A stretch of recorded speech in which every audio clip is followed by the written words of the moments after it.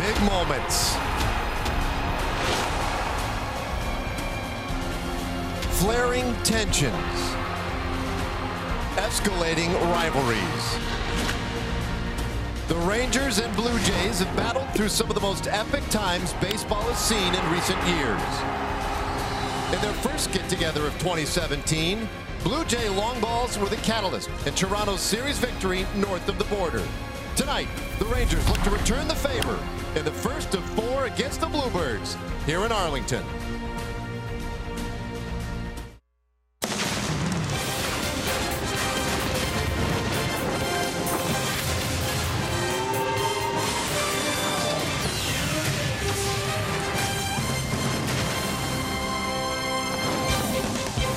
And welcome into Rangers Baseball, presented by AT&T. Happy Monday, everybody. We're playing baseball tonight, the first of 4 against the Toronto Blue Jays. Great to be at home. The Rangers, after a great weekend series, hope to keep it going against their rivals from the north. Welcome in once again. Great to be with you tonight. I'm Dave Ramit alongside Mr. Ranger Tom Grieve, and it is the Toronto Blue Jays in town. That in itself, always fun. Rangers playing baseball these days very well. That is fun. And on top of it all, Austin Bibbins-Dirks gets the start tonight. You know, it's such a nice story. 32 years old when he made his debut. He probably slipped through the cracks and deserved it earlier than he got it. Made his debut against the Phillies, gave up 1 run in 1 inning. Following that game, he made his first career Major League start against Tampa Bay. He would go on to get his first Major League win with the Mets, no runs in 1 2/3. And then in his last outing, he beat Max Scherzer, 7 innings, 3 hits, and only 1 run. An excellent start. He's earned the respect of his teammates. He's persevered through the minor leagues. He's won the last 2 times he's been on the mound. He's 2-0 with an ERA under 4. Done everything he could possibly do. He was overly excited for his first outing. I imagine it hasn't changed a bit. He'll feel the same way tonight. Yeah, nothing like it. A start at home, and the team right now maybe back to full strength. Offensively, we saw some real punch this weekend. Carlos Gomez, a big part of that. Back in the lineup the last 3 days, and he had a huge weekend series. You know, you forget what you've got when Carlos Gomez was on the disabled list until you get a chance to see what he's looked like when he's come back. He's continued to hit. The base hits are falling. The long ball is falling. When Carlos went on the disabled list, prior to that, 21 games, he was hitting .320. So he's just picked up where he's left off. He provides excellent base running, and he's got a tremendous arm from the outfield. He's a force defensively. Great to have him back in the lineup. He means so much to the overall team. Speaking of meaning a lot to his team, Justin Smoak is having a breakout season. In his last 14 games, he's hit 7 home runs, knocked in 11. In his last 34 games, he's hit 14 home runs. So far this year, he's already hit 19 home runs, knocked in 45. In his career, coming into the season, he's a .223 hitter. So to say it's a breakout season is probably an understatement. He's on his way, having an all-star year, to having a tremendous season. So many great players to watch in this series, but our spotlight tonight is going to be on third base. 2 of the best in the game tonight. Rangers Baseball is brought to you by AT&T Internet. Visit AT&T.com/keepcalm to learn more. And by Southwest. Yes to low fares with nothing to hide. That's transparency.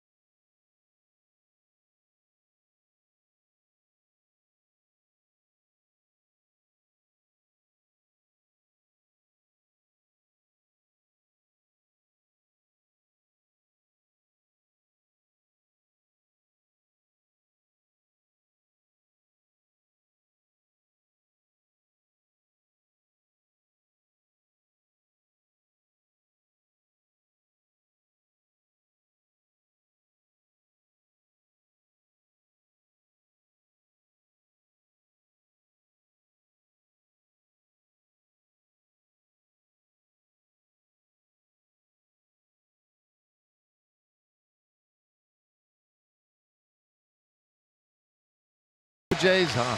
Yeah. Makes you want to head on out to the ballpark. All right, time though for our Shiner Light Blonde Spotlight. I mentioned we have a couple of really good third basemen going tonight. Yeah, that's one of the highlights of this series, getting a chance to watch these two guys play third base. Josh Donaldson, a 2-time Silver Slug Award winner. Adrian's won it 4 times, the best hitting third baseman. Josh Donaldson was the MVP in 2015. Adrian has won 5 Gold Gloves at that position. A couple other notable facts about the players. The last 5 years, no third baseman has hit more than 139 home runs. That's what Josh Donaldson has done. And as we all know, Adrian has 2,958 hits. That's third all-time among third baseman. So 2 excellent players. They're excellent defensive players, they're excellent offensive players, and they both play the game hard. Yeah, and for that, of course, easy targets for our Shiner Light Blonde Spotlight, and ideally easy targets for you as a viewer, as a fan. Keep an eye on one position if you're going to pick one out for these next couple of days. Let's take a look at our starting lineup today. The Toronto Blue Jays, 33 and 35. Kevin Pillar up at the top. And then you got Donaldson, Bautista, Kendrys Morales having a good year as the DH. Tulowitzki, their shortstop, likes to hit in this ballpark. Steve Pearce back and healthy with him at left field, and Ryan Goins having a nice season at second base, batting 9th. Austin Bibbins-Dirks will take the mound for the Rangers. We'll take a look at his pitch arsenal. Likes to throw his fastball. It tops out at 91 miles an hour. It's got a good slider. Throws that about 30% of the time. That drops down to 87. A 79 mile an hour curveball and an 85 mile an hour changeup that he uses about the same amount of time. Tonight's Rangers defense is delivered to you by Texas Department of Transportation. Carlos Gomez back in center field. Nomar moves over to left field while Shin-Soo Choo plays right field. It's Elvis and Rougned up the middle. Adrian Beltre at third. Joey Gallo's over at first, and behind the plate, Jonathan Lucroy.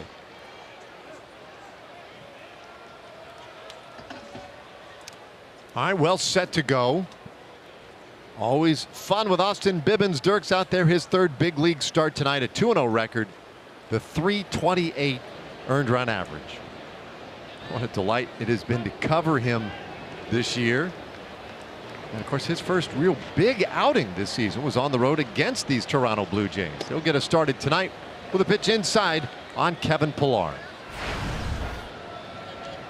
Pillar in that leadoff spot, on base average at .311, but a little bit of power out of that leadoff position.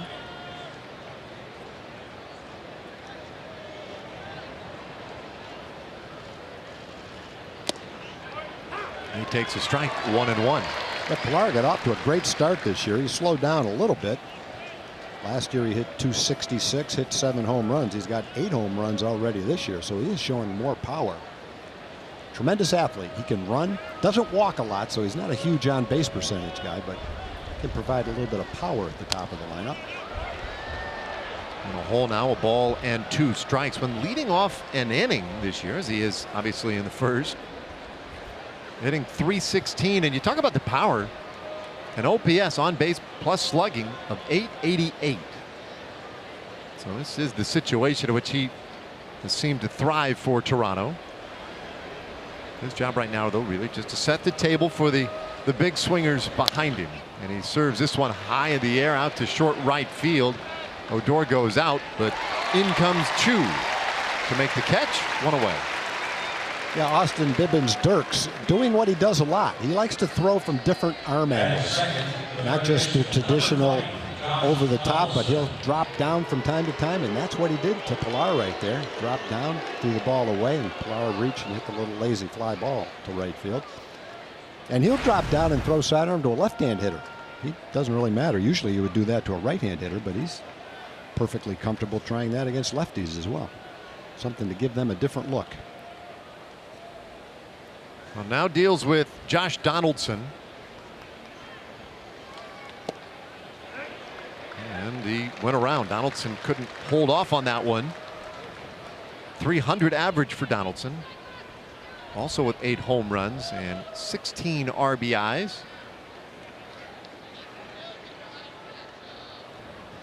Donaldson missed 38 games earlier this year.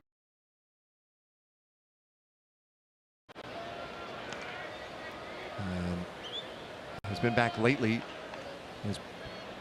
As you can see, things have been difficult for Donaldson, just 2 for his last 14. This is the opening game on a 7-game road trip for the Blue Jays. And Donaldson in a hole, 1-2. Yeah, Donaldson is a guy that doesn't spend time on the disabled list. He's averaged right about 157 games a year over the last 4 years. So I'm sure it was an uncomfortable spot for him this year to be on the disabled list for such a long time. He's used to being out there every day. Tonight is 20th game since coming back. The 1-2. And he wouldn't chase that one. Hitting just under 300 in the 19 games since getting healthy again. 21 hits and 71 at bats, including 6 home runs. Almost half of his hits this year, though, have gone for extra bases. And anybody who has followed Donaldson, formerly MVP in the American League in 2015, they know that. He brings some thump. Bounces this one, though, to third base. Beltre with a good snare. His throw to first is high. And Donaldson just underneath the tag of Gallo. Boy, that's a great slide by Donaldson. So many times on this particular play, the throw's offline. The hitter has a hard time getting out of the way of the tag. But Donaldson, not necessarily known for his speed, but he's an athlete, and he shows his agility as he dodges the tag by Joey Gallo with a fadeaway slide. Can't really tell if he evaded the tag or not. We will now, though. It's tough to tell. Did he tap him on the shoulder? Yeah, well, it was close enough that Jeff Bannister says let's review it. It's going to be tough to overturn it, but if he didn't tag him, he was about 1/8 of an inch away. But credit Donaldson with really nice evasive slide to do his best to avoid that tag. I wondered at first he was able to touch first base, but it doesn't appear that that was a problem. I mean, if you watch a lot of baseball, any fan who watches baseball has heard probably dozens of times, well, you really aren't benefited by sliding into first base. You should never slide into first, always run through, except in situations like that. That's the very rare spot where it does make sense. Yeah, when people say don't slide into first, what they're saying is you can't get to first base faster by sliding. In that particular case, it doesn't matter how fast Donaldson gets to first base. He just has to get to first base before Joey tags him. And, you know, I don't know if he did or not, but the call was that he's safe. And then the question is, will that provide enough evidence for the umpires to overturn it? It's questionable. It was not a long review, but they do say that he was tagged out. I didn't know if it showed it definitively or not. It certainly looked like he tagged him, and it was overturned. Yeah, I think that's one where, you know, you take several different pieces of information and evidence, and you tie them together, and they came up with out. So that's a big break. Now 2 away for Jose Bautista. That's another good call by the replay reviewers for the Rangers. And a nice tag by Joey Gallo, and doesn't take anything away from the slide that Donaldson made to try to get out of the way. He just wasn't quite able to do it.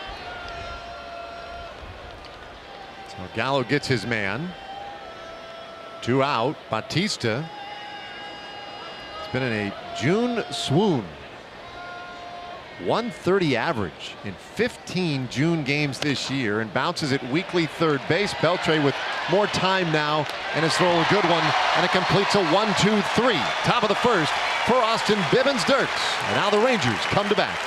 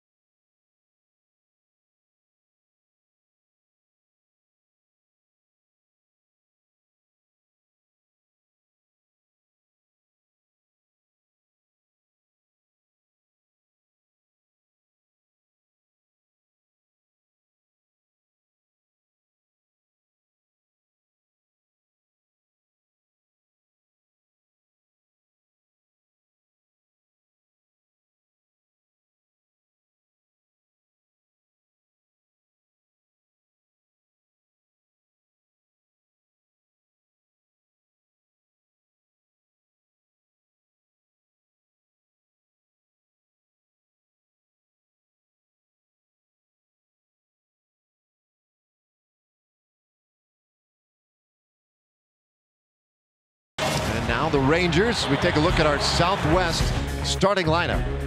Chu at the top, Andrus second. Pretty standard middle of the order. Odor batting 5th today.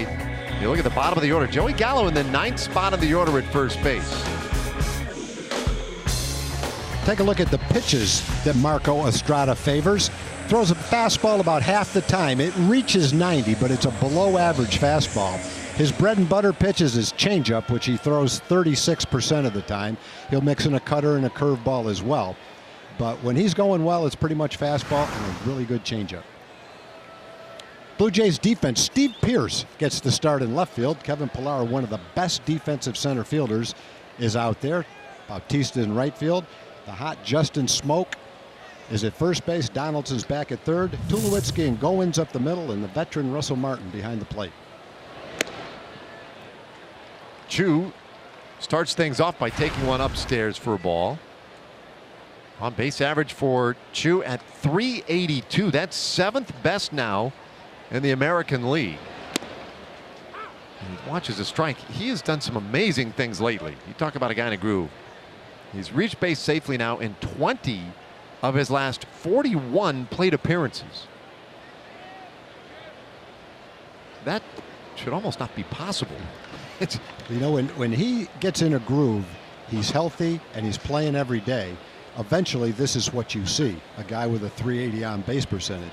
Last year, he had all the injuries. His season was chopped up, and he never really got into that kind of a groove. But when he has a chance to get comfortable and play every day, this is pretty much what you see. He pops out to Donaldson in foul ground. One away here in the first inning. The changeup that Marco Estrada throws makes his 88 to 90 mile an hour fastball look much faster than that. He's one of those pitchers that has been successful at the major league level with a below average fastball, and it's because of his changeup.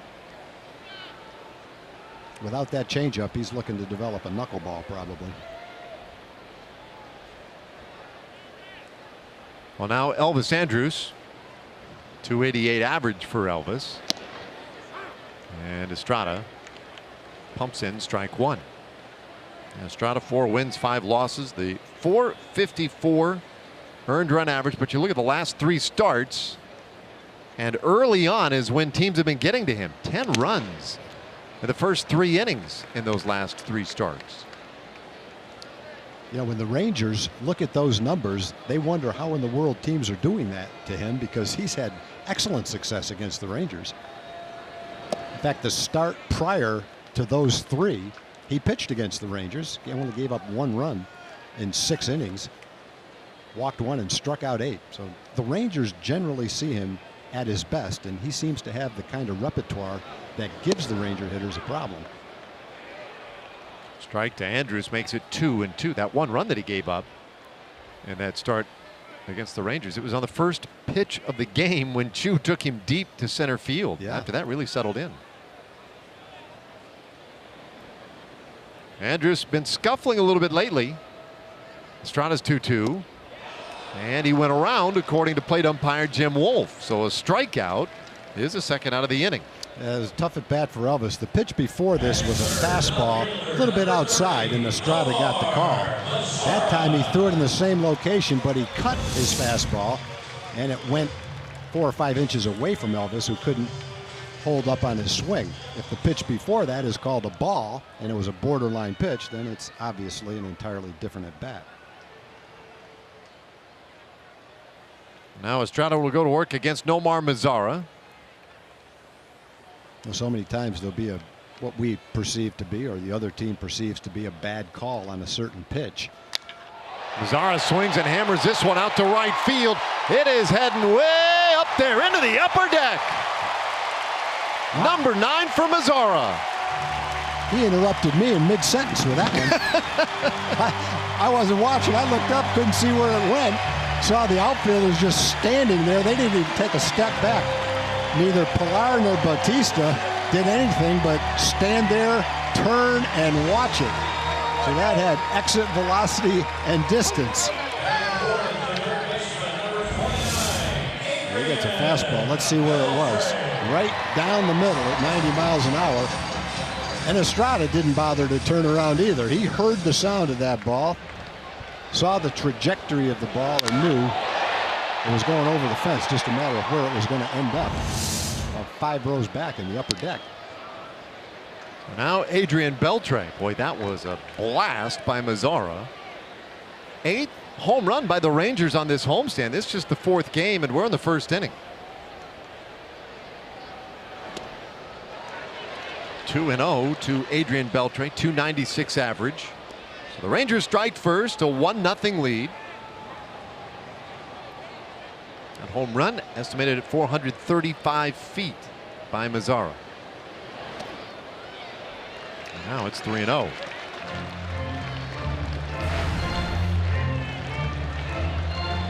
I see Beltre's numbers now 15 games back off the disabled list. It's as if he didn't even miss a beat as he takes one high. That's ball 4. Adrian down to first base. Well, John Gibbons, his team, they got up to such a terrible start in April. Turned it around nicely in May. June, mixed bag. They have lost 5 of their last 10 games. And this is a pretty important road trip for his club. Last place in the American League East Division, but only 2 games under 500. 33 wins, 35 losses, 5.5 out.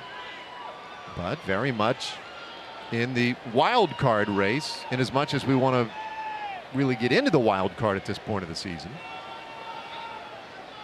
Here's Odor, way out in front. Well, the Rangers, no matter what the Blue Jays have been doing record-wise, have seen them at their best. They've been a tough matchup for the Rangers over the last 4 years. Toronto has had the upper hand. So regardless of how the two teams have been playing at the time, when the Rangers have played the Blue Jays have had their number over the last 4 years. Blue Jays miss Aaron Sanchez, their ace. He's on the disabled list. Their lineup doesn't seem to work quite as well without Edwin Encarnacion in the lineup. Kendrys Morales is doing a nice job, but he's not Edwin Encarnacion by any stretch of the imagination. Chances are Encarnacion took a lot of the pressure off the rest of the lineup by being the guy in the middle of that lineup. Got off to a slow start with Cleveland, but looks like he's warming up a little bit. Do you think Jose Bautista misses him in the lineup? It sure looks like it. Oh, man. Not that Bautista had a huge year last year, but he's hitting in the 220s this year. Odor waits on a 1-2.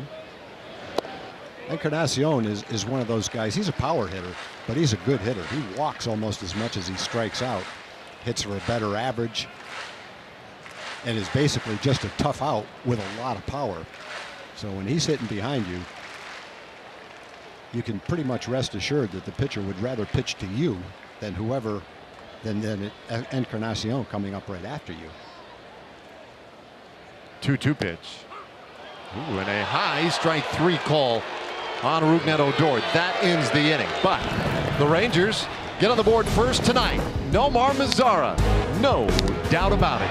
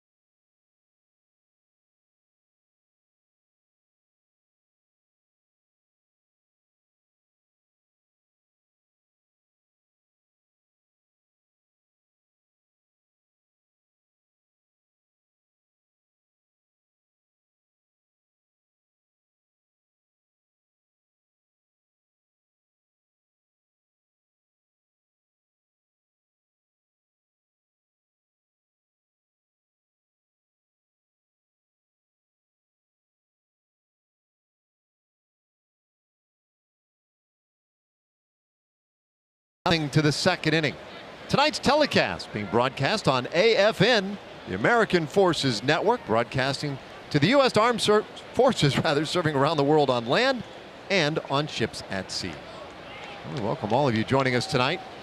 Great to have you with us. Opening game in a 4-game series with the Toronto Blue Jays. Austin Bibbins-Dirks, he was perfect in the first. 11 pitches needed. Now goes after Kendrys Morales. We talked about how the Blue Jays might miss Edwin Encarnacion just a bit. Encarnacion with 16 home runs for Cleveland. Morales with 15 for the Blue Jays. Give a slightly better price. He's ahead here 2-0. Morales really has been a very pleasant story for the Blue Jays. 41 RBIs to go with the long balls. And it's 2-1. Something other than a good fastball to hit on a 2-0 count. Morales has been a good power hitter the last 2 years in Kansas City. Averaged 26 home runs and 100 RBIs the last 2 years. Switch hitter, bats left-handed, and hits this one sharply down to first, off of Gallo's glove. He's going to have to backpedal. No, he'll get out of the way. Odor to Bibbins-Dirks. That's the ultimate in having a base taken away from a shift by a shift. Well, right down the line. Normally, in the old days, that ball rolls down the right field line for a double, maybe an error, depending on how the scoring goes on it. But here's a one-hop smash. Joey knocks it down. And there's Rougned behind him in the pitcher cover. That's an all-timer right there. And how the shift works. That's some teamwork. Just your routine 3-4-1 putout. Here, Morales, you go back to the bench going, man, I think he would have gotten the call. I don't think it would have been an error. Could have easily been a double right down the line. Instead, it's an out. Good living for Bibbins-Dirks. It's the first man here. Now Justin Smoak. And Smoak lifts this one high in the air. Deep out to right field. Chewed back at the wall, and that one is gone. 20th home run of the year for Justin Smoak. And before we had a chance to tell you what a huge year it has been, he leaves the yard to tie the game. Well, he's been hot. And he's been hitting the ball out of the ballpark, tied for third in the league coming into the season in home runs. And he gets a first ball fastball. Just like Mazara. Let's check the plate. That one's right in the middle of the plate on the inside half. Probably not as far in as Austin wanted it to be. And the hot hitting Justin Smoak ties the ball game. Now Troy Tulowitzki. Tulowitzki, how about that? Just 2 home runs so far for him. We'll talk about the injuries and what a story it has been for the Toronto Blue Jays. He missed 31 games on the disabled list. And we're talking in the pregame show about what the Blue Jays would have to do to, I guess they're back in contention, but to stay in contention. And one of the things is some of their hitters that have careers of being good hitters have to hit like good hitters. Tulowitzki's one of them. Bautista's another. And Russell Martin, a veteran guy, off to a slow start. Most of their runs, good percentage of their runs, come on the home run. So to sustain offense over the last half of the season, they'll have to do more than hit home runs. They're going to have to hit for better average, move runners, hit with men in scoring position, score in other ways other than the long ball. And their guys have track records. They're an old team. They're not a young team. Bouncing ball up the middle. Andrews to his left and throws out Tulowitzki. 2 away. Well, it was a slow start for Toronto. First 30 games of the year, they went 10-20. They were getting outscored left and right. Had a hard time getting on base. To your point, living off home runs. Now lately, the last 38 games, a lot better. And a team getting on at a little better than league average at 326. But still very, as you point out, very home run dependent. Well, they are a veteran team. They do have talent, and they have been behind and come back in the past. So I think you have to look at the East and say it's a very competitive division. Look at the Blue Jays and say, based on the players they've got, if they play up to their capabilities, it's what we were saying about the Rangers when they were struggling early. We're not asking for any miracles, just have the players return to their normal form, and that's kind of what's happened, and the Rangers are winning ball games and playing nice baseball. That's what Toronto has to do. And what they are doing right now, 23-15 in the last 38 games, they're starting to do that. Russell Martin waits on a 1-1. And that's strike two. All right. Percentage of runs via the home run. They are currently pacing to a major league record. Would obliterate the record held by the Toronto Blue Jays, 2010, who scored 53% of their runs on home runs. So I guess you could also argue this is, maybe a little bit of a franchise philosophy, or at least a style in recent years for them. A run tonight on a homer. Yeah, one thing I think that you face over the course of the season, if you're that dependent on the home run ball, is when you face a top of the rotation guy who's pitching well, it's going to be harder to hit home runs off that kind of a guy. And the need to manufacture runs will be more prevalent. Gomez racing in on that pop-up by Martin. Puts it away. Ends the inning. Speaking of Carlos Gomez, he's been swinging the hottest bat on this team, and he'll lead things off when we come back.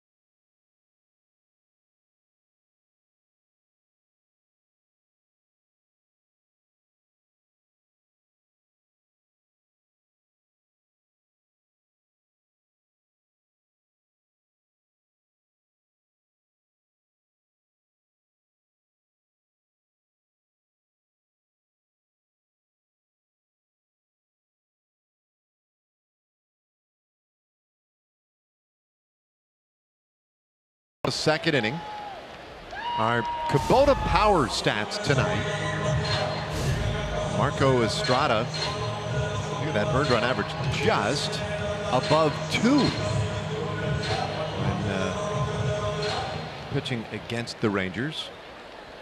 That does include the postseason, and those usually are well pitched games. That's a well worn glove. Look at that thing.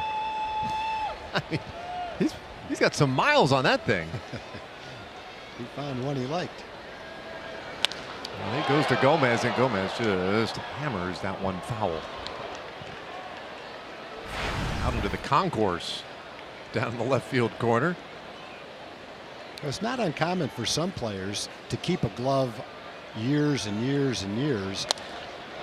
This one into center field. A base hit for Gomez. And Great way to maybe start have the second. the front of it, the pocket, refaced, but keep the glove pretty much intact with new leather where the ball meets the glove. And especially guys that are really good fielders, they're just comfortable with it, and they just don't feel right going out there. At any given time, a player will have the glove that he uses in the game and maybe one or two others that he uses in practice, trying to break in so that break the glove in so that if anything happened to his first glove, he'd have one to go back on. But players are sometimes superstitious. Guys that are really good fielders love the glove and don't want to take anything else out there that's not going to make them feel the same way. That's a beauty, though. Look at that. And you can see it around the edges down near his wrist how it's worn.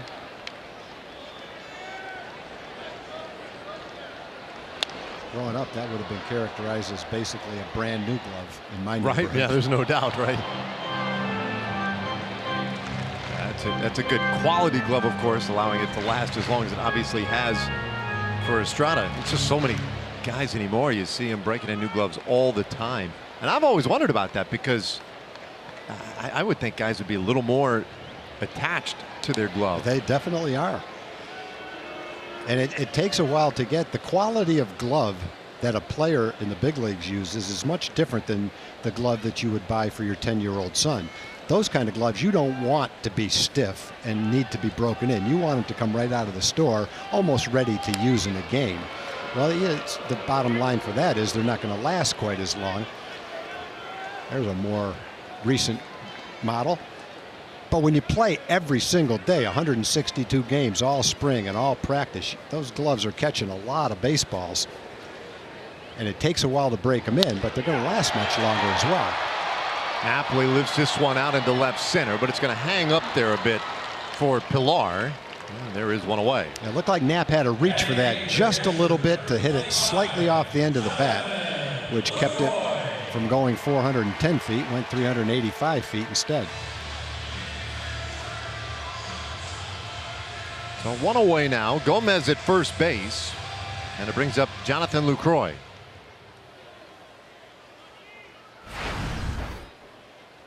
See the .307 on base percentage for Lucroy. He got in a little groove recently. He was swinging the bat a whole lot better. In fact, you take the last 30 games for Jonathan. 30 games ago, he was sitting at .211.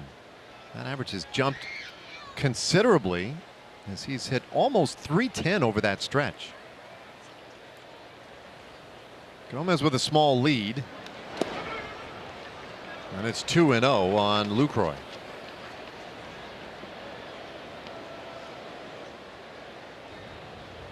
Gomez, you see a little smile on that face as the pitch was being delivered. I don't know exactly how to describe it. It just sort of a quick little dance. I don't know if he was trying to bait Estrada or something into maybe a bit of a throw. He didn't have a huge lead then. He had a little bit better lead this time. He can be aggressive out there. 5 steals this year in 7 tries. And it is 2-1 on Lucroy. Our TXU Energy power player to watch tonight. Last 5 games against the Blue Jays, he's been very productive.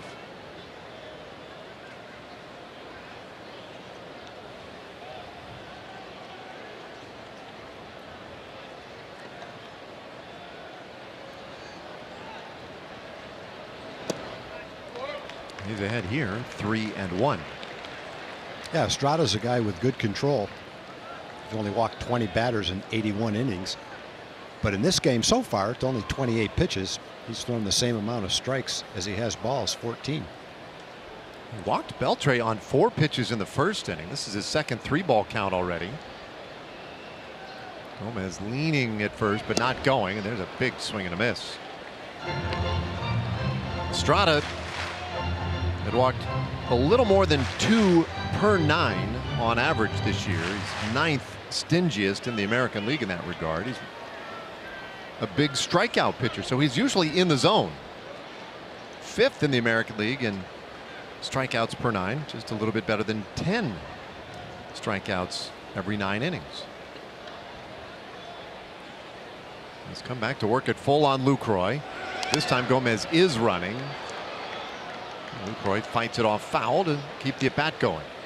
I think anytime you see a pitcher whose average fastball is somewhere around 89 or 90 miles an hour, and he's in the top 5 in the league in strikeouts, you probably look and try to figure out what his other pitch is that's getting all the strikeouts. Sometimes it's a great curveball, might be an excellent slider. In Estrada's case, it's a great changeup, which he throws 35 to 40% of the time. Ken Gomez with a lead, again running, and one more time Lucroy spoils it and earns yet another pitch. And the changeup will get a lot of strikeouts. That will be a strikeout pitch, but it also sets up his fastball at 90 miles an hour to appear much faster to the hitter and allow that to be an occasional strikeout pitch as well. Without the changeup, that wouldn't be the case. And your number there, 36% of the time that he uses the changeup, by far the most in Major League Baseball. The next closest is Jeremy Hellickson. He throws a changeup less than 31% of the time. So Estrada really leans on that pitch. Recent years, it has been a dominant one for him. This year, opposing hitters are handling that changeup a little better than they had recently. A little better than 230 against him on the changeup. Ninth pitch of the at bat. Gomez going again, and this time swinging a high fly out into left. Not going to carry. Pierce in position, and there are 2 away. Jonathan waited on the changeup that time. He waited well. He just got underneath it a little bit. But it looked like he timed it. He wasn't way out in front of it. Didn't fool him that much. Still managed to hit it a little bit off the end of the bat. Just enough to keep it from jumping.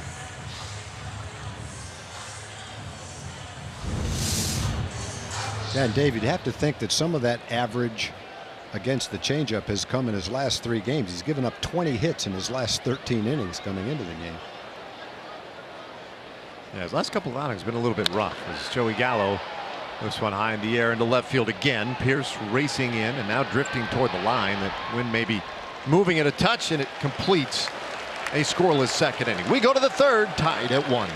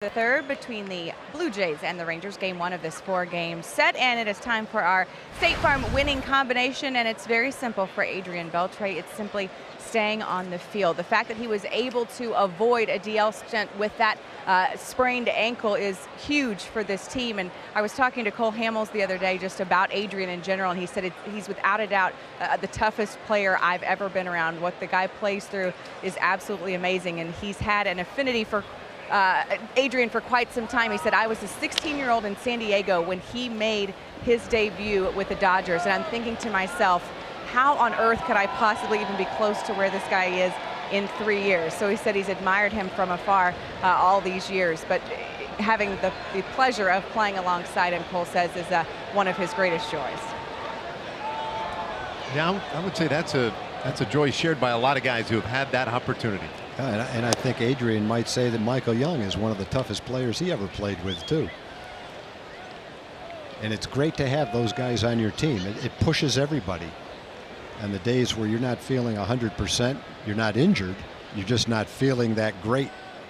You look at a guy that's playing with a pulled hamstring, a strained groin muscle, whatever it might be, going out there and playing, and you say to yourself, if he can do that, then I can push myself too. It's great inspiration for his teammates when you've got those kind of guys on your team.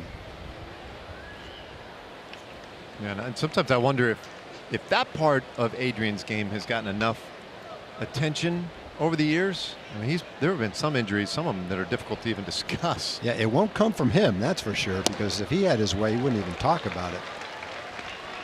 How you doing? I'm fine. How's it feel? I'm good to play. You know, that's pretty much what you get out of them. And those kind of guys, that's generally the way they are. It's the rest of us who like to make the most out of our little injuries. And yeah, I can't believe I'm going out there with a sprained little finger. But the guys that are really tough, they don't have to talk about it because everybody knows it. Well, Bibbins-Dirks has gone to a full count on the 8th place hitter for the Blue Jays in this 3rd inning. Steve Pearce leading things off. .236 average this year for Pearce. And the payoff pitch, little comebacker, and right there for it is Odor. One away. Hey, the can't miss event of the summer hits South Beach. Baseball's biggest stars take the field for Major League Baseball's All-Star Game. It's July 11th only on Fox. Taking a look at the National League All-Star team as it currently stands. A lot of votes in already. With Blackmon with 2.2 million votes in center field. What a great season he's having. Bryce Harper has surged lately. Daniel Murphy, Ryan Zimmerman, and all Nationals right side of the field. Yeah, I think when you look at the All-Star voting, for the most part, you have to give a lot of credit to the fans. They've nailed it in almost every spot, American League and National League. I guess the one guy on that team is maybe Jason Hayward, where you might be able to find someone else to play left field that might be a little more qualified. Certainly a nice player, but maybe not the best left fielder statistically for the All-Star team. But it's nice to see Zach Cozart, for instance, rewarded in the voting for the year he's having. Ryan Goins takes a strike, the count 0-2. One away, nobody on here with the 3rd inning. Bibbins-Dirks just his 3rd big league start. Last time out, outpitched. I mean, he outdueled Max Scherzer in Washington. At one point, setting down 19 consecutive hitters. And he goes 1-2 on Goins. Yeah, didn't quite get there. The slider pitch before it got there on the corner. That one didn't quite make it. And it's certainly where he's trying to throw it to Goins. Low and away.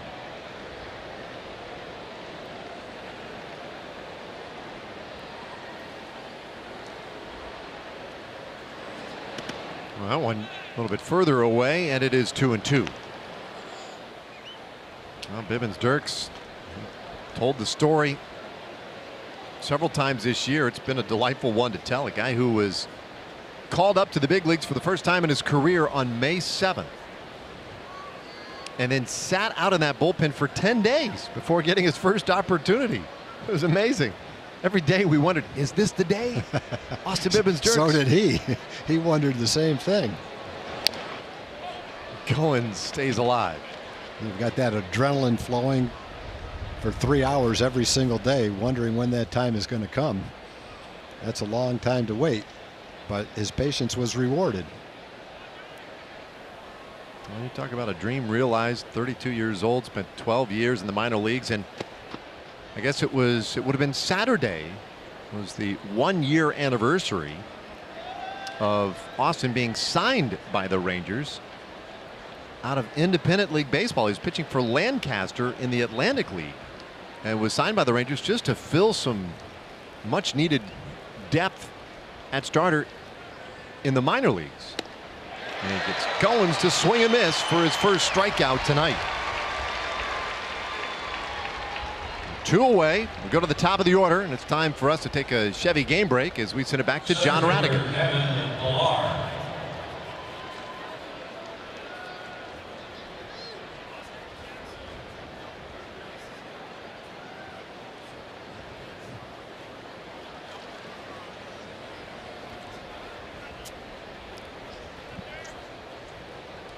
Thanks, John. And you will be seeing Cleveland on the next road trip, and looks like it might not be a great time to be seeing them as they've been a little better lately. The way the Indians played the first 3 games of the season, I think after those 3 games, the reaction had to be good luck trying to catch the Indians in the Central.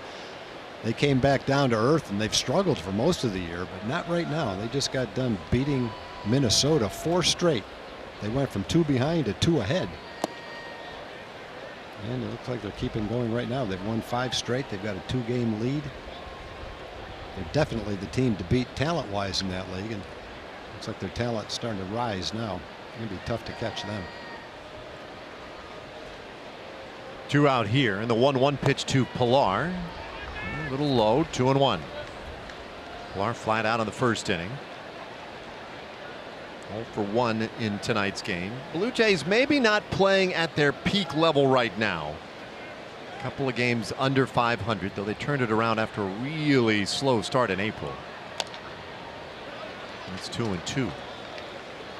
There was a point in April where the Blue Jays were 6-17. So the fact that they're anywhere near 500 now has made that man a whole lot happier. John Gibbons, one of the great ones in our game, though. What a treat to catch up with him every time he's in town or when we go to Toronto. Good Texan.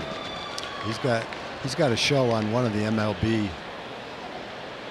morning shows where he comes on once a week, and I've heard him several times. And twice when I heard him, they're coming off some terrible games. And I'm thinking, poor guy, he's got to come on the air and talk about this. And he did a good job of it. You know, he basically said, look, I've got some good players. We just have to be patient and have confidence that they start playing the way they're capable of. And that's what's happened. Well, Pilar strikes out swinging. 2 strikeouts in the third for Bivens Dirks. And we played 2.5.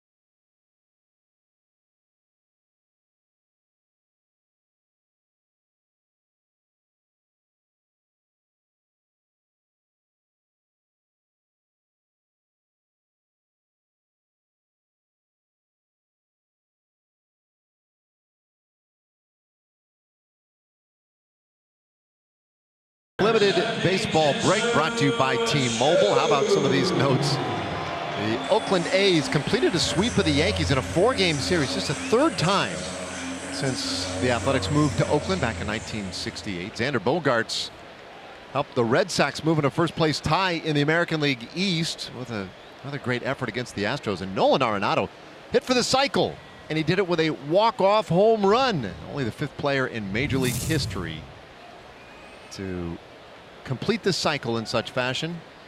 Pretty amazing. Rockies have been pretty amazing as we get started here in the bottom of the 3rd. And Choo thinking about bunting. Yeah, I don't know how Arenado hit that ball 380 feet for a home run. Looked like it was about 6 inches inside. Somehow he did. What a great player.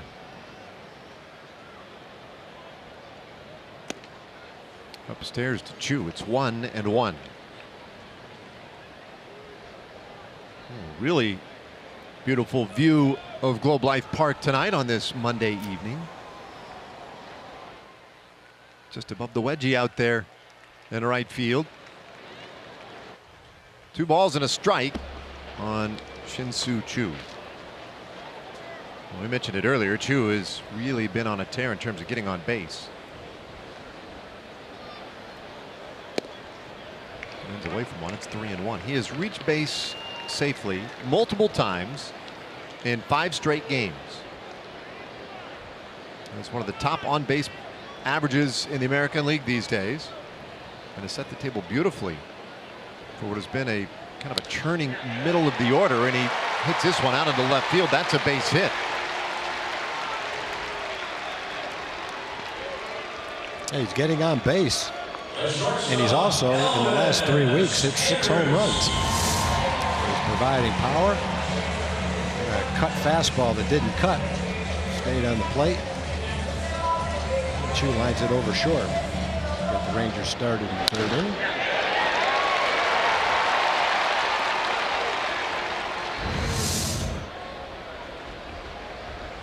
So he's on, and Choo does have a little bit of speed. Can run with Andrus up there. Elvis 0 for 1, struck out in the 1st inning. Take strike 1. We have seen it a lot. Choo in motion with great frequency lately during an Andrus at bat, trying to help Elvis from hitting into double plays. Elvis has hit into more double plays than anybody in the American League, 13 times.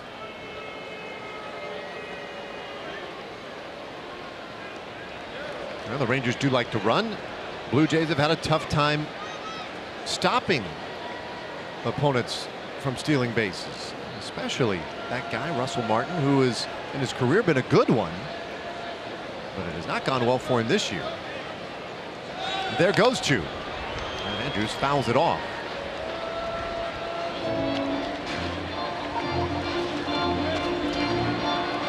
Look at what the Rangers have done among American League teams. Only the Angels have been more successful in stealing bases.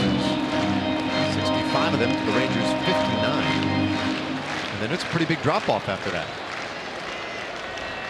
Delano to Shields with 15 of them.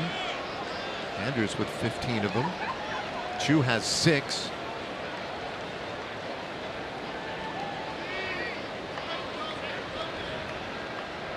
Not going. And that's off the plate. 1-2.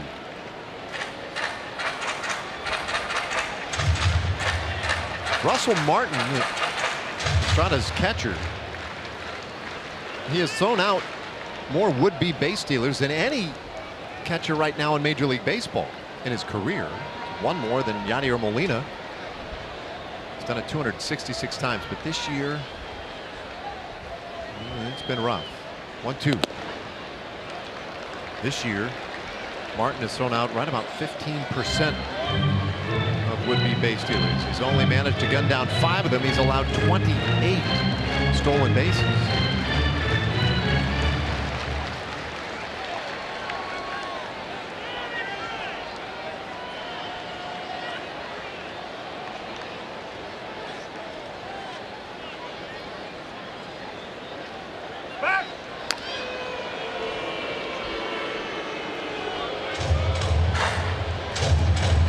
enough to have Estrada's attention. Estrada's given up 3 hits so far. Home run to Mazara, Gomez, and now Chu with base hits. 2-2 pitch, and that one is hooked over short out into left field. It drops in, base hit. Back-to-back singles to start the 3rd inning for the Rangers. And here comes Nomar Mazara. What did he do his first time up? Got a pretty good fastball to hit, 90 miles an hour, right near the center of the plate. You'll see the exit velocity is 109, the launch angle 27 degrees, and that results in a 435-foot home run. He has enjoyed hitting right-handed pitchers this year. He's knocked in 41 runs against right-handed pitching. Only Nelly Cruz is ahead of that. Well, an opportunity to do more damage here. Chu is at second, Andrus at first. Elvis snapping an 0 for 10 with that base hit.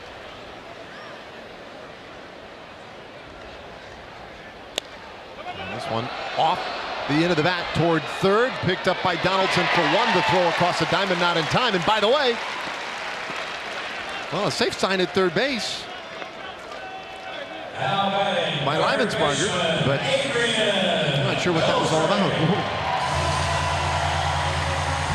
Pretty clear that Donaldson had beaten him to the bag. And right off the end of the bat, Donaldson is waiting for the ball to try to make the tag. Very little chance to make the throw, but he got the lead runner. He was not going to get a double play, so it makes sense to try to get the out at third base, which he did.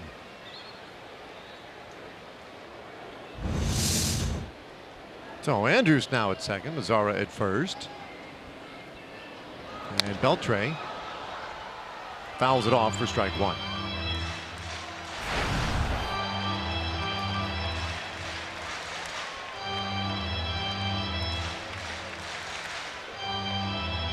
Adrian with the walk in the first inning.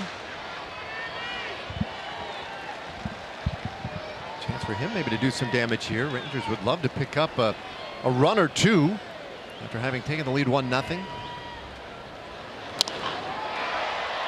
Beltre lifts this one out to right. And Bautista makes the catch. Andrus will tag at second. He heads to third, but there are 2 away. MLB.TV every night, every device. Watch every out-of-market regular season game live. Plus, get a free subscription to At Bat Premium, the #1 app for live baseball. Blackout and other restrictions do apply. Go to MLB.TV for details.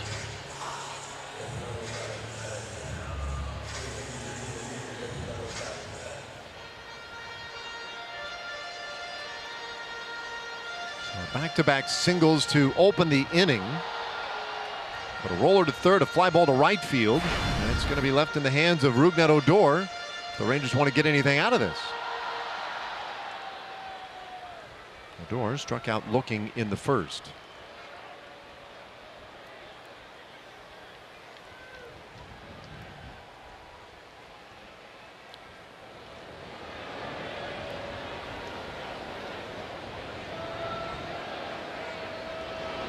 If you go back to that strikeout that Rugi had, one of the things that he works on is trying to be a little more patient on the borderline high fastball that's a little bit out of the strike zone.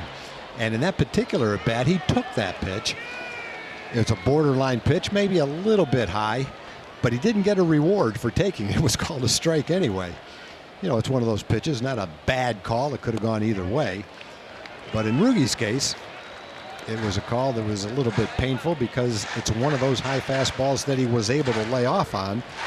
Could have been called a ball, but it wasn't. It was called a strike. Anthony Iapoce is the hitting coach on the right, keeping close tabs on Rugi.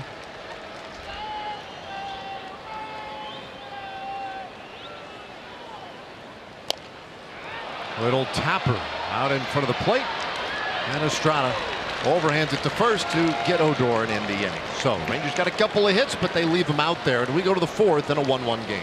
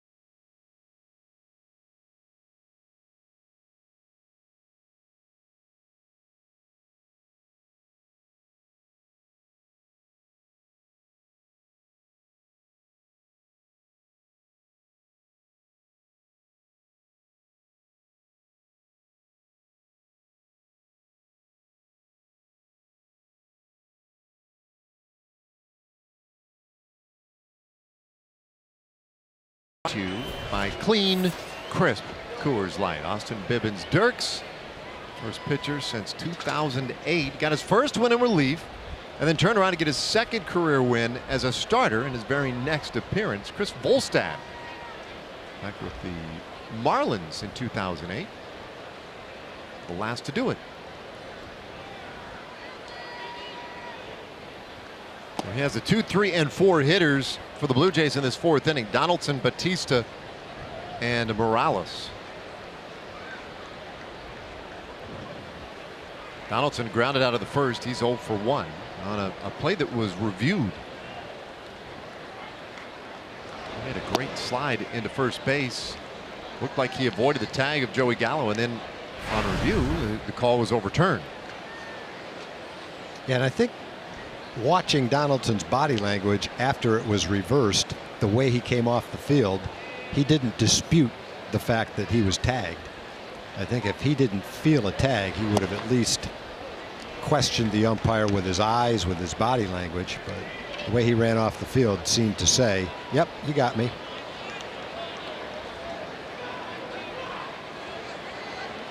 Ahead here 3-0. Bibbins-Dirks has not walked a Blue Jay yet, but in trouble of doing so right here. Bouncer third base. Beltre has time to set up. Donaldson clearly not happy about it. And he is thrown out by a mile. A 5-3 putout starts the fourth. Right, the Rangers and Blue Jays once again tomorrow night. First 7,500 kids 13 and under to the ballpark. We'll get a Rangers captain kids hooded towel courtesy of Denny's. You can get your tickets at TexasRangers.com or call 972 Rangers. Donaldson was upset because he got a 3-0 fastball, looking fastball all the way, got the green light and grounded out to third. I think a lot of times a manager, a hitter like Donaldson, if he's struggling just a little bit, the manager will always let him swing 3-0 in that situation early in the game, trying to get a good pitch to hit, trying to hit one hard, trying to regain that stroke. He got the pitch, just wasn't able to do anything with it other than ground out to third. Batista takes a strike. It's 1-1. Well, to be very clear, fans here at home love watching this guy fail. There's just no doubting it. Every time he comes up, serenaded with boos. Anytime a call like that goes his direction, additional boos. And it's kind of what Rugi faces when the Rangers go up to Toronto. It's funny, in a game and in a moment that might be somewhat insignificant, you'll get some lusty cheers when he'll roll out on a routine play, the 2-1 pitch. Well, if I'm the player, I'd rather get booed for connecting with the punch than get booed for having the punch connect with me. I'd much rather be in Rugi's shoes getting booed in Toronto than his shoes being booed in Texas. Well, a close call on that last appeal, but it goes in Batista's favor. 3-1 the count. And he fouls this back our direction. It's a full count. Yeah, that's a pretty good indication right there that Bautista's been struggling. 7 for 55 in June. And he got a 3-1 fastball right down the middle of the plate, and all he could do was foul it off. Yeah, these fans, they would love a strikeout right here. Bibbins-Dirks has 2 so far tonight. The 3-2. That ball hit well, high in the air, out to left field. It's carrying well. Mazzaro looks up, and it is gone. Unfortunately, he got another fastball, and that time he didn't miss it. I guess as a hitter, that's what you hope, that you get a pitch to hit and miss it. You hope you get another shot at it, and he did. And that time he connected.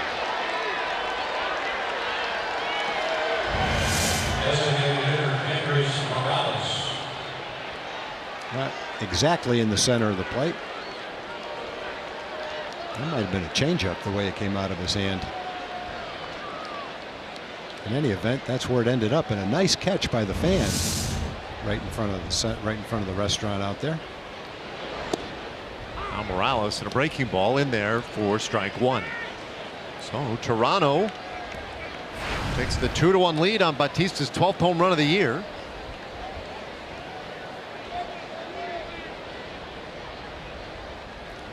One strike pitch. Morales swings and hits this one well out to right. Chu is back, might have room, and he lost it off his glove and up against the wall. Morales goes for 2, and he is in there. Well, Chu got back there, but I don't know if he heard footsteps from that wall or if he just missed it. Looked like it hit his glove. That was a changeup that Morales had to reach for. Shows his power that he can reach for it and still hit it that far.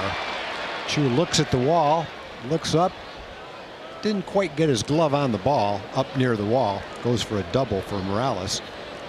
It looked like the 3-2 pitch that Bautista hit was a changeup that he waited on nicely. Sometimes you give credit to the hitter. 3-2 changeup, he waited on it, he hit it. And Morales just showed his power, being able to reach out and yank that ball that far. Evidently checked the play at second base. That's interesting. Jeff Bannister out, and it is asked the crew to review this play at second base. And my only guess here, Thomas, if Morales want to come off the bag. Yeah, you get thrown on that ball, then speed is not your virtue. It was close enough, even though the ball came off the wall like that, that he did have to slide. He's safe now. And his foot came off. I don't know if he tagged him in time, but Elvis was thinking that. Now, he definitely came off the bag. Andrus definitely put the glove on him. Just, did he put it on there while the foot was off? Wasn't off very long. Takes some pretty good camera work to find out. Foot off.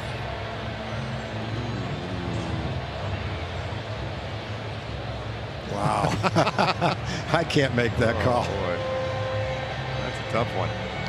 And again, you have to have enough evidence to say conclusively that the call on the field was incorrect. It looks like he got him because his heel was still coming down. I don't know about the front part of his foot. I don't think either of them know. I think they're both like, I don't know. This will be interesting. I don't know that they know either. In New York, they're still trying to figure it out.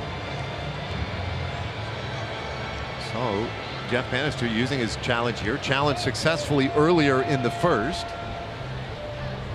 I think feels pretty good about this challenge.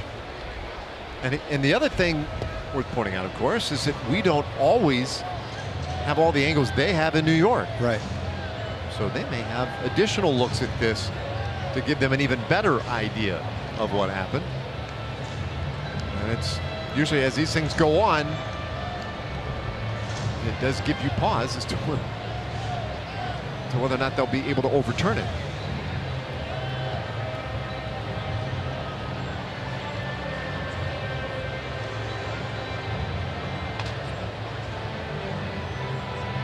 A home run a moment ago by Jose Bautista. By the way, that one went 442 feet.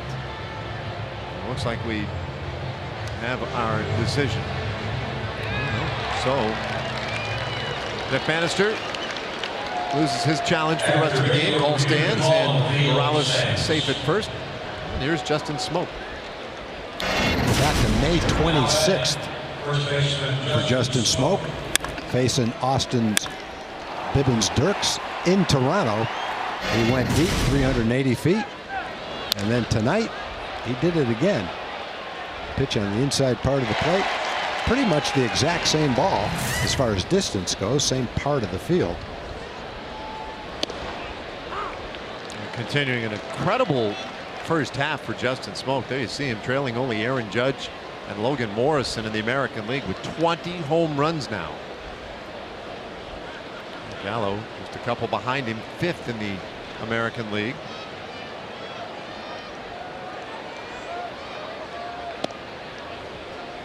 And off the plate, it's 1-1.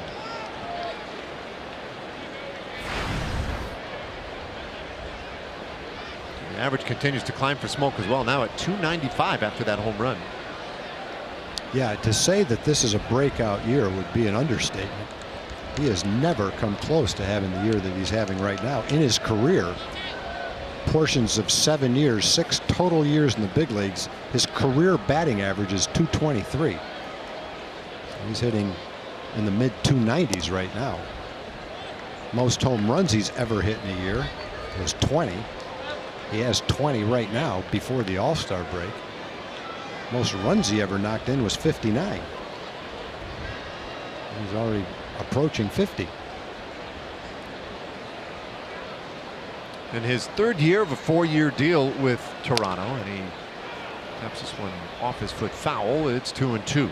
I think it's a little bit unusual for a first baseman to continue to get the playing time that Smoke has gotten throughout his career without providing the numbers that first basemen normally provide. But in his case, he's taken advantage of it because he's learned over the years. He's put it all to good use, put it together, and this year the Blue Jays are being rewarded for the playing time and the work that he's put in over 6 or 7 years. And he's one of the best offensive players in the league. Certainly headed to the All-Star game. Sends this one out to short left field. Mazara racing in on it and will have to take it on a hop. Morales goes to third on Smoke's base hit.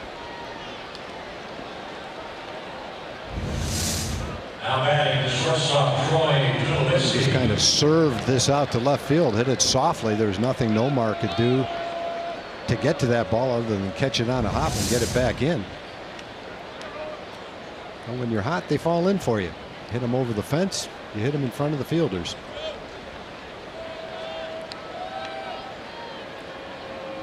So now on the corners with 1 out for Troy Tulowitzki. Tulowitzki rolled out in the 2nd inning. He's 0 for 1.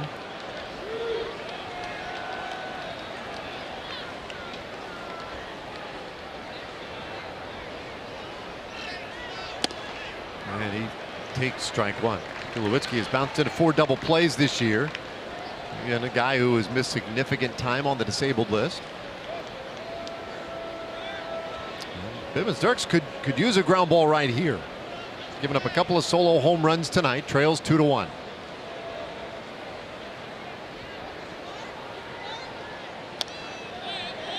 That's Mantulo in a hole 0-2.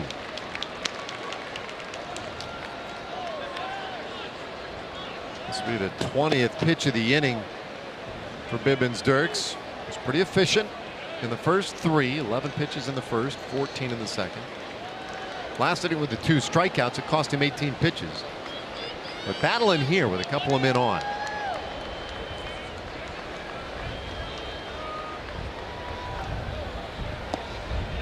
Good stop back there by Lucroy.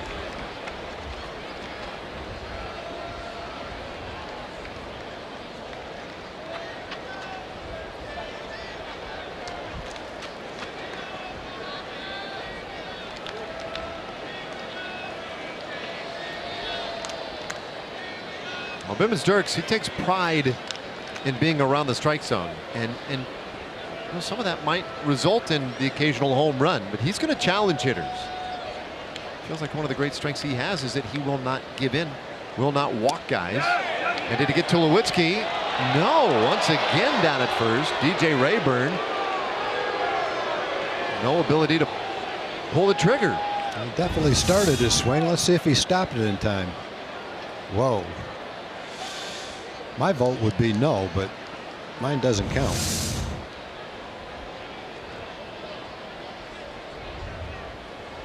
So Tulowitzki stays alive, and it costs that guy 1 more pitch at minimum. Here's the 2-2, and he gets him swinging. Turned out it only cost him 1 pitch, same result. Came right back, made a good pitch, and got the strikeout. Now batting Andrew Russell Martin. Like a slider or cut fastball. You see Tulowitzki with a big swing, kind of pulled off that ball a little bit. Wasn't able to get the bat far enough out to make contact.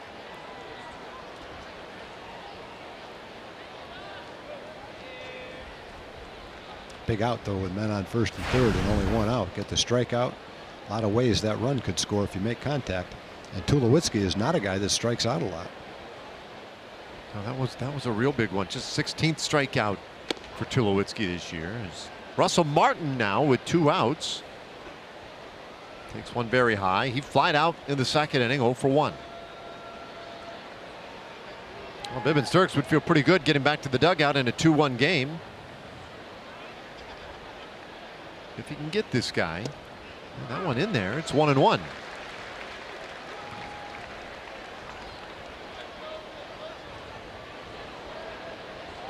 Gave up the home run to Batista earlier in the inning, then the double and a single. Trying to pitch around a little bit of traffic. 25th pitch of the inning for him right here. And it's 2-1.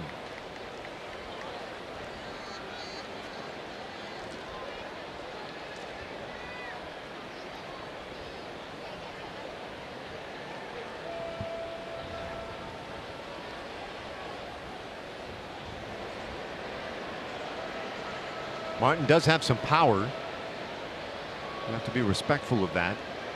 2-1 pitch, and it's high. 3-1.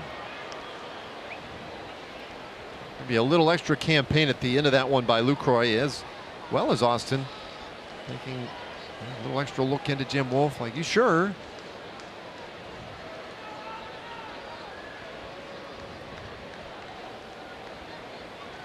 So another 3-ball count. And it's a full count now on Russell Martin. Good 3-1 pitch. Fastball count. Threw him a slider. He had a good slider.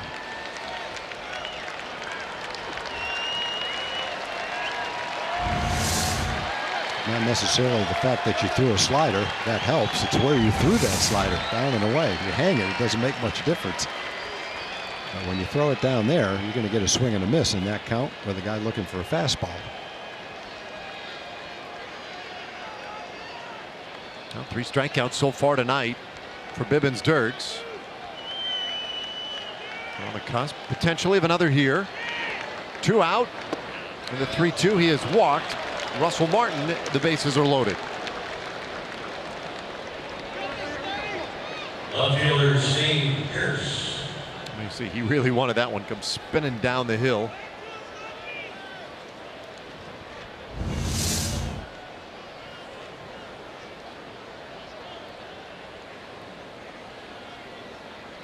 I think he's thinking, I threw the right pitch. I wanted to throw the same location that I did the pitch before. Just missed a little bit. Didn't get it quite close enough to entice Martin to swing at it. That Brocail goes out, give him a little bit of breather, catch his breath. Want to keep this a 2-1 ball game headed to the bottom of the 4th. Bases loaded. The key point in the game right here. Trying to get Steve Pearce. Now Brocail pretty good at finding the right buttons to push with Austin. Good success anyway on those mound visits.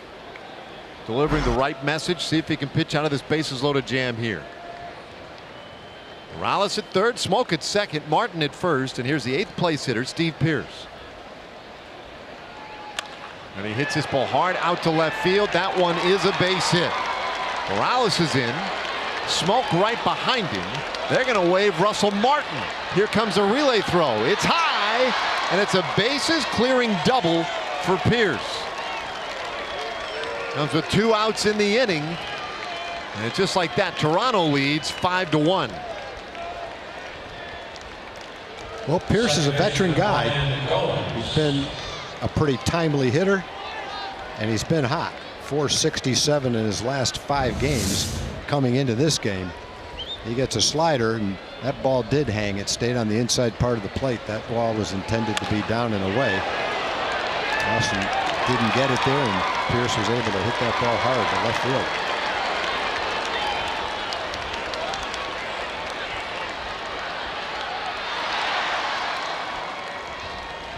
Three-run double. Pearce still in scoring position for Ryan Goins.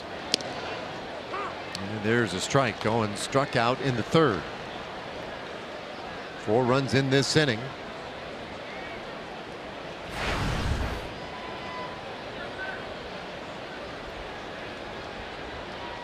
Warm night. Game time temperature was 88 degrees. A lot of humidity today.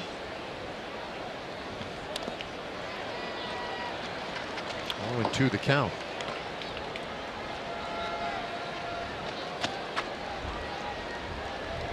Well, here's one. You start drilling down a little bit. Ryan Goins with 2 outs in the inning and a man in scoring position. Look out.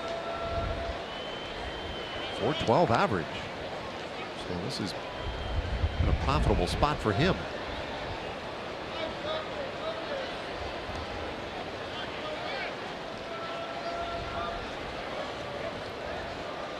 Well, Bivens Turks really had to work in this 4th inning. Losing some fluids out there. The Oregon native played his college ball in Portland. This will be his 32nd pitch of the inning. It's at 88 degrees, 31 Celsius for all of our Canadian friends watching. 1-2. Ryan Goins. Well, pregame news today. Tanner Scheppers was added to the roster today, and he's already getting ready.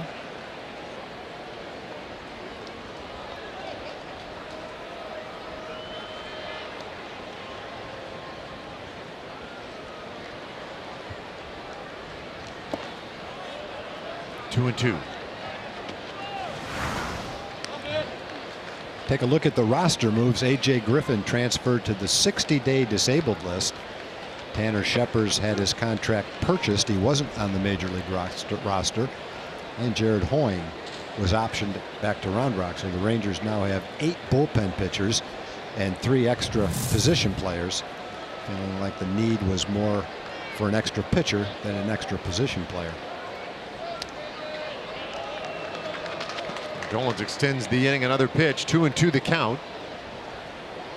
We had Bivens Dirks going tonight. Nick Martinez has picked up the start tomorrow, so he's not available in long relief today. Boy, what a long inning it has been for Bivens Dirks. His 35th pitch coming next.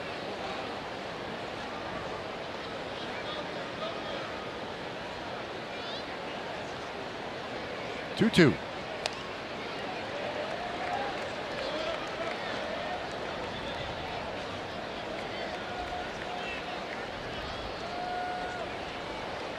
Well, he's probably getting a little rubbery out there on the mound. Just trying to make that one pitch, get the last out, get back in the dugout.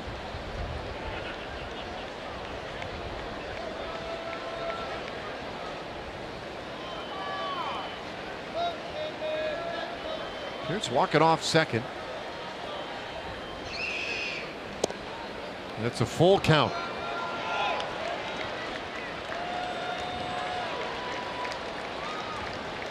This one slipping away a little bit in the 4th inning for Bivens Dirks.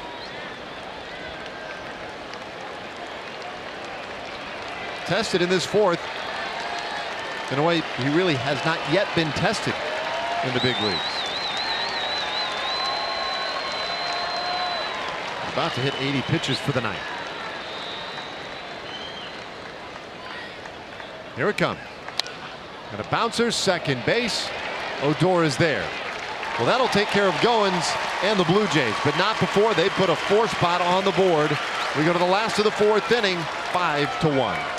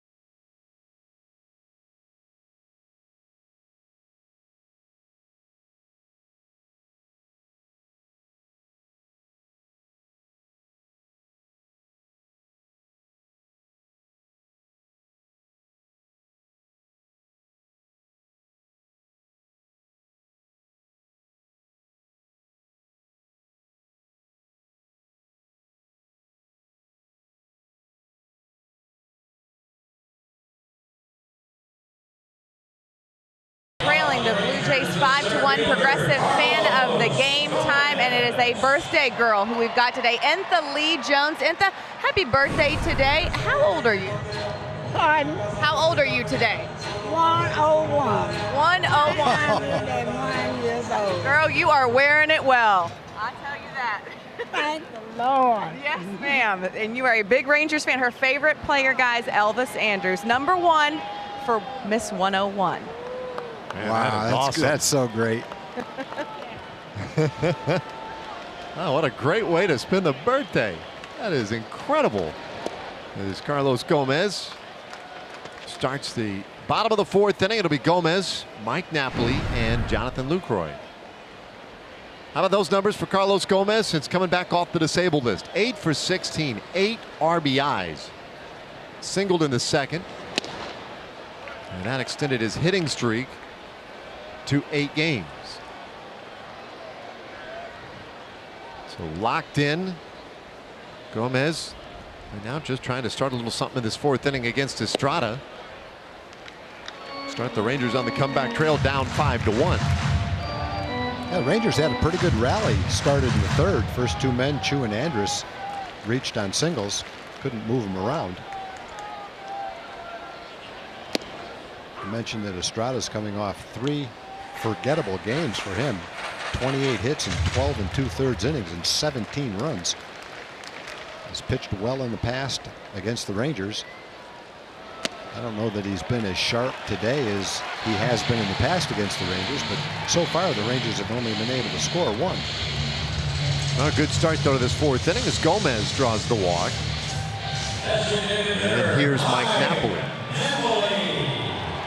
Felt like we saw a couple of pretty good swings in the 2nd inning with this bottom of the order against Estrada. They just didn't quite carry enough. Napoli's was one of them.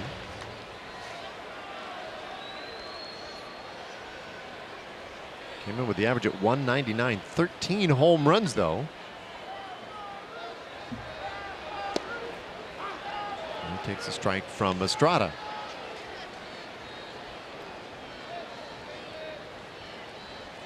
Couple of home runs in Saturday's game.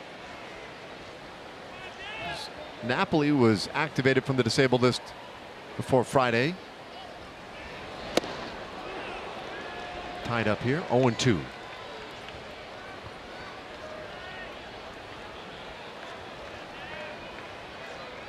He was starting to heat up right before going on the DL with that strained lower back. Was hitting .279 in a 14-game stretch.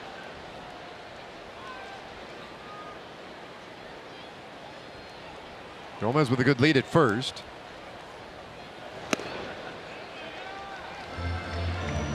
1-2 to Napoli.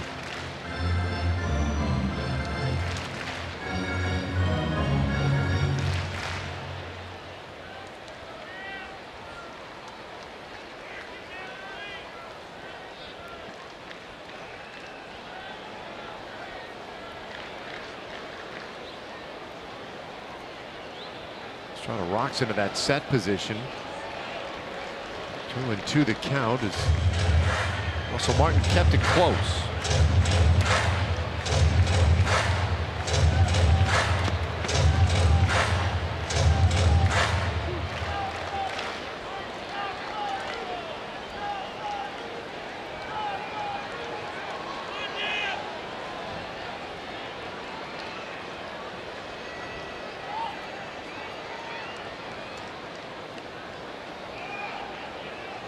Not going again. Napoli just fights off speed offering from Estrada. 2-2.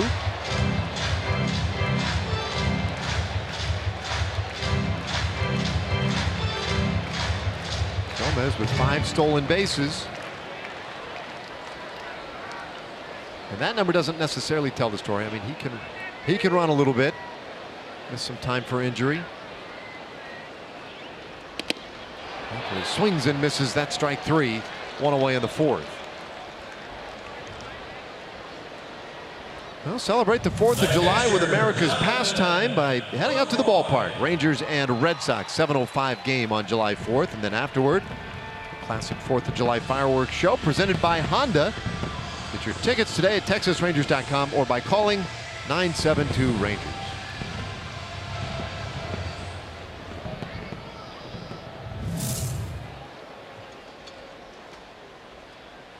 So Estrada's gotten a little run support today. He's allowed 4 hits and also walked a couple hitters, but has managed to pitch around some of the traffic. Yeah, for a guy that doesn't walk many, you mentioned that it's under 3 per 9 innings, right around 2 per 9 innings. His ball to strike ratio is not that good today. 34 strikes, 28 balls. Generally, has a ratio much better than that, strikes to balls. But he's, I think, struggling with his command today. It's one of those things they talk about so much with experienced pitchers, veteran pitchers, guys who come out and they just don't have their good stuff on a given night or their good command, but are still able to figure out a way to pitch around it. Yeah. And he seems to have the Rangers number. They seem to have a hard time against the type of pitches that he throws. Well, this is now a 5th 3-ball count for him. If you're going to break through and have a big game against him, tonight's the night to do it, because he doesn't have his command. He's had a lot of 3-ball counts. He's already walked a couple of guys. He's walked the leadoff hitter this inning, and now it's 3-0 to Jonathan. Gomez off first base, and there's ball 4. Very unusual for him. A couple walks in the inning. And again, you're talking about a guy who had issued 20 walks in a little over 81 innings coming in. 2.2 walks per 9 innings. And he has doled out 3 of them in the early going tonight. Yeah, and even in the last 3 games that he's pitched that we've talked about that he's struggled, it's because he's been getting hit, not because he's been wild. In those 3 games, he only walked 3 batters, same amount he's walked tonight in this game. Well, it hasn't been an issue with throwing strikes. It might be an issue with throwing quality strikes, and that may be the reason why he's been hit so hard. But I think when you have an inning, when you're behind in a ball game, you have an inning where in the first 3 batters, 2 of them have walked. You want to take advantage of it against this guy. Well, Joey Gallo with 1 out. He hits one a mile high in the air, but foul. He tried to wait on it. He almost waited on it. A little bit out in front of it. That was a high changeup. Chances are you see it again, you might be able to wait a little bit longer, in which case you're waiting for it to come down somewhere out in the stands. In fair territory, not foul.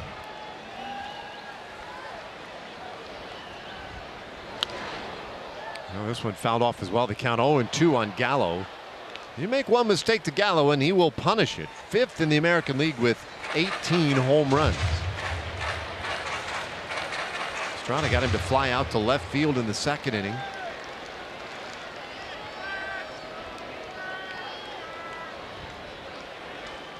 The Rangers could use a big hit right here. Gomez 2nd, Lucroy at 1st. And it's 1-2.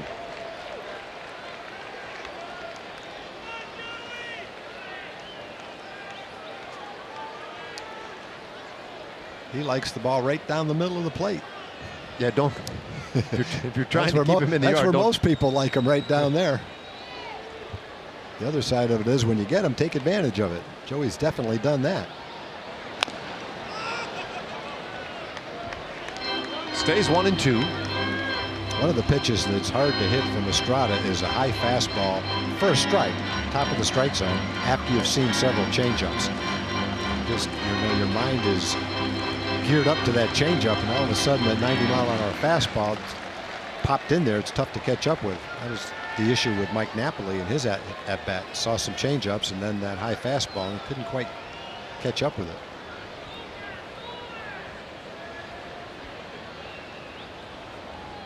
Here's the 1-2. And he got him swinging.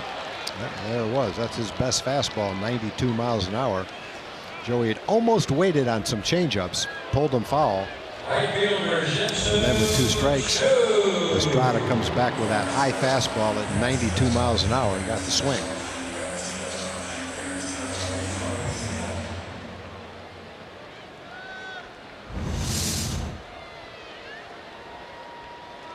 So Rangers had a couple of men on in the 3rd inning. Couldn't get anybody home. Couple of walks here with the 4th inning. It's going to be up to Chu. who singled his last time up. 5-1 Toronto. And a nice strike to Chu.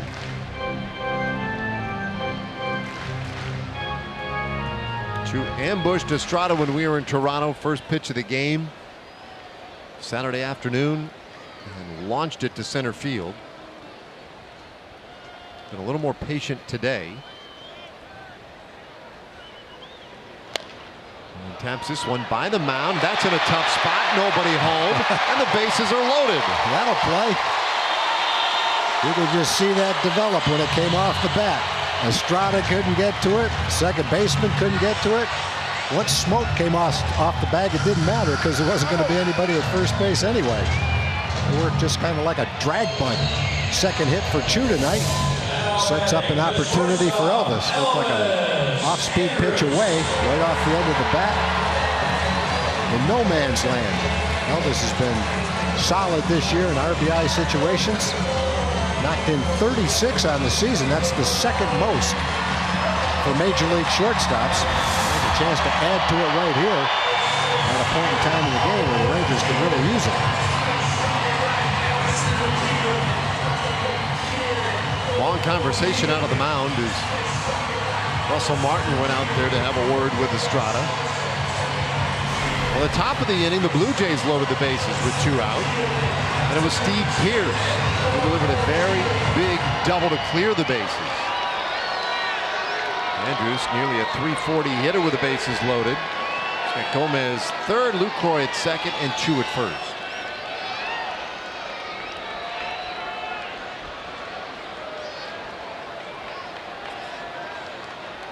One for 2 tonight. And Estrada's first pitch is swing and a miss.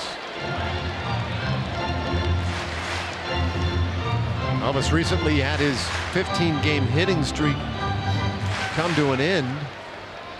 Since then, 3 for his last 20, including tonight.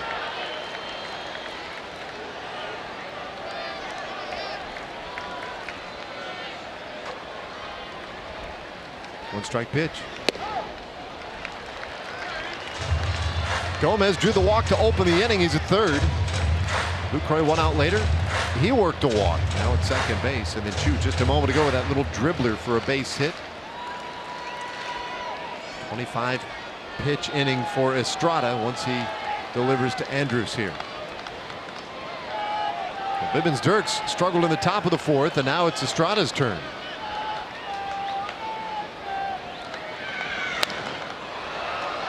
One and 2. Those 3 pitches have all been fastballs, high fastballs. Now as a hitter, you know he's got the changeup. Still have to be ready for the fastball. You can't really look for a changeup. You have to be ready for his fastball because it's sneaky, and hope you can adjust if you throw something slower.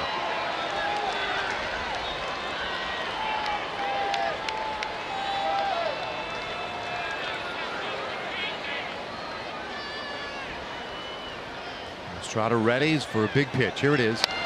And it's fouled away again. 4 straight fastballs.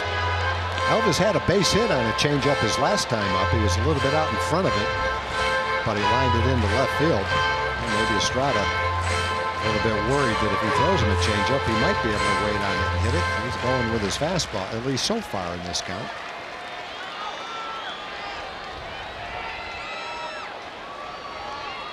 Elvis has hit well against the Blue Jays in his career. Has a hit already tonight. The 1-2. It bounces this one left side. That one is through. Base hit. Gomez is in. Here comes Lucroy. He scores. And it's a 5-3 game. Elvis Andrus delivers again. Well, there's a lot of good hitters on the Rangers ball club, but in that situation, you love to see Elvis as one of them at the plate. We got all the pitches in that at bat, and let's take a look at him. Estrada will challenge Elvis with a fastball. Gets a swing and a miss up and away. Going to throw him the same pitch a little farther outside to make it 1-1. A little bit closer to the plate for a miss. Good fastball to hit. He fouled it off. And then he tried an off-speed pitch, and Elvis waited on it and grounded it into left field for 2 runs. I think the initial thought that Estrada had was Elvis is a pretty good off-speed hitter. I'm going to go after him with my fastball. After he saw 4 of them, he said, okay, now it's time for the breaking ball.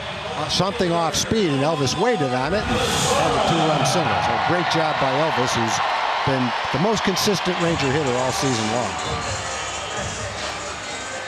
That one no doubt feels really good for him as well. Second hit of the night. Still a couple of base runners now for a red-hot Nomar Mazara. Big home run in the first inning. He'll take one very high. Pete Walker, Blue Jays pitching coach, out just a moment ago. We'll have a word with Marco Estrada, who has had to struggle a little bit in this 4th inning.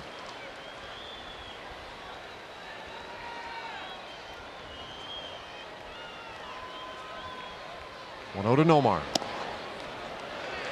That's ball 2.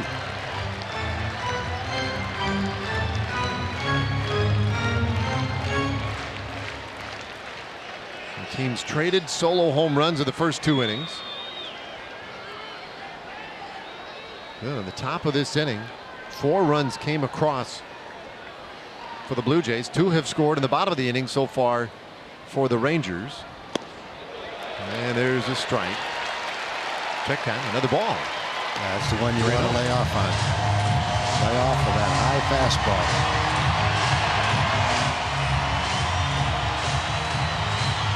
Oh, you got your 3rd place hitter up. Knocked in a ton of runs against right-handed pitching. A 3-0 count. My sign is go for it. Look for a fastball and do the same thing you did the first time with it. See if he throws him a fastball, even if it is 3-0. Whoa, way up and in. And Mazara walks on 4 pitches. The wheels turning for that man, John Gibbons. A lot of pitches this inning for Estrada. Yeah, Estrada is pretty much running into the same inning that Austin Bibbins-Dirks ran into in the 4th inning.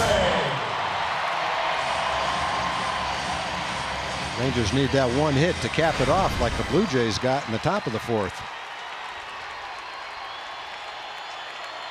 They're not getting any easier here for Marco Estrada.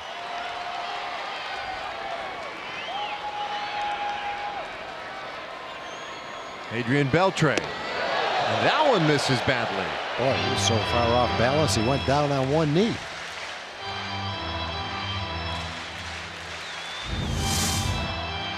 Kind of mentioned it when Austin was on the mound that after this many pitches on a hot night in 1 inning, you tend to get a little tired. It becomes a little bit more difficult to get the ball where you want to. And I think that Estrada is going through that right now. Beltre sends this one down the right field line, but it will end up in the seats. 1-1. A little activity for the Blue Jays. Dominic Leone preparing out there. So both starters might be short for this game tonight. Good news is Austin Bibbins-Dirks get a little bit of a break after his long inning. 1-1. Pop foul back toward us and just short of the booth.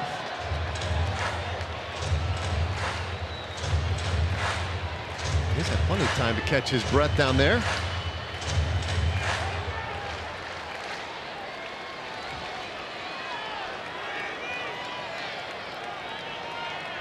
This will be the 35th pitch of the inning for Estrada.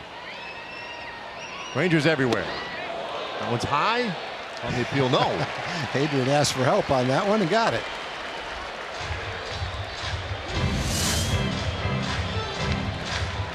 Definitely stopped in time. Adrian, when he does that, he wants to make sure that the home plate umpire, before he calls that a strike, checks with the first base umpire who's got a better look at it.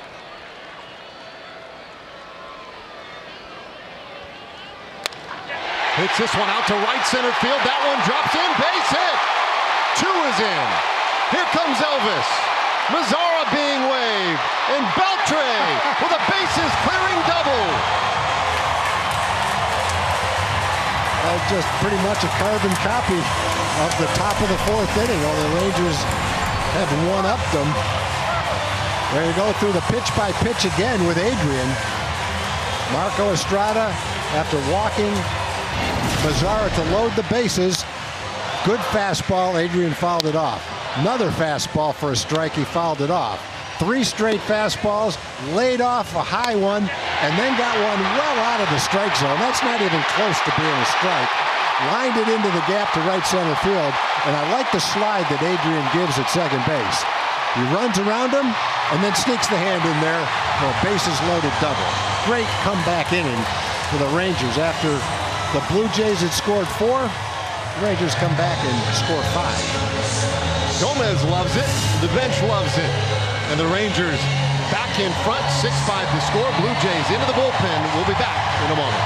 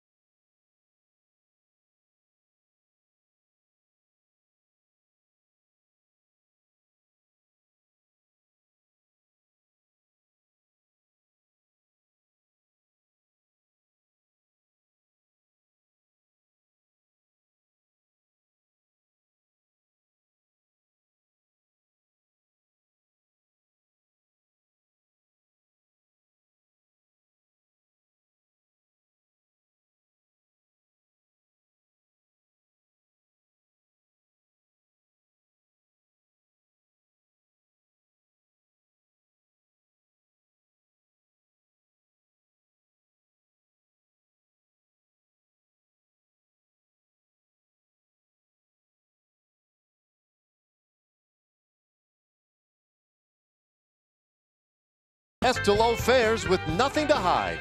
That's transparency. And by North Texas Ford. The Great American Sales Event is happening now at your local Texas Ford dealer. Ford is the best in Texas. What a wild 4th inning, top and bottom this has been. Each team had a bases loaded, base clearing double in that inning. Pierce and Adrian. Rangers scoring all 5 of their runs with 2 outs. Nice rally. 2 big hits, Elvis and then Adrian. And for Beltre right there. Double number 596 in his career. And now Dominic Leone has taken over on the mound. How about that? 1,583 career RBIs. Passes Al Kaline to 37th all time. Man, the company he keeps.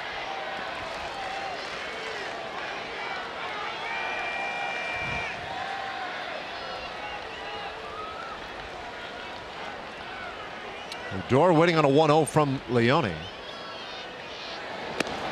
That's very high. Ball 2. 26th game of the year for Leone. Respectable .352 earned run average.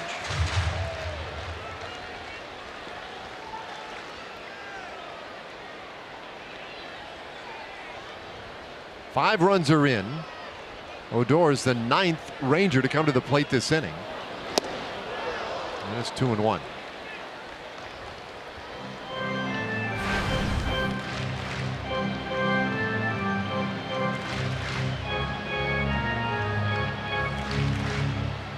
Well, Odor's average has dropped a point tonight, 0 for 2.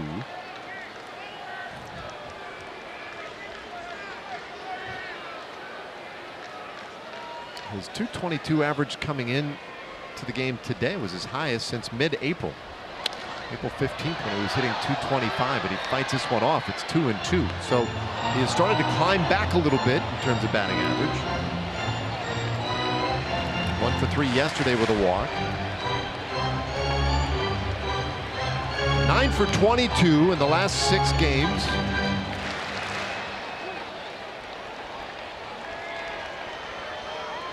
Hitting for some power as well. He has Adrian Beltre at second base. Full count.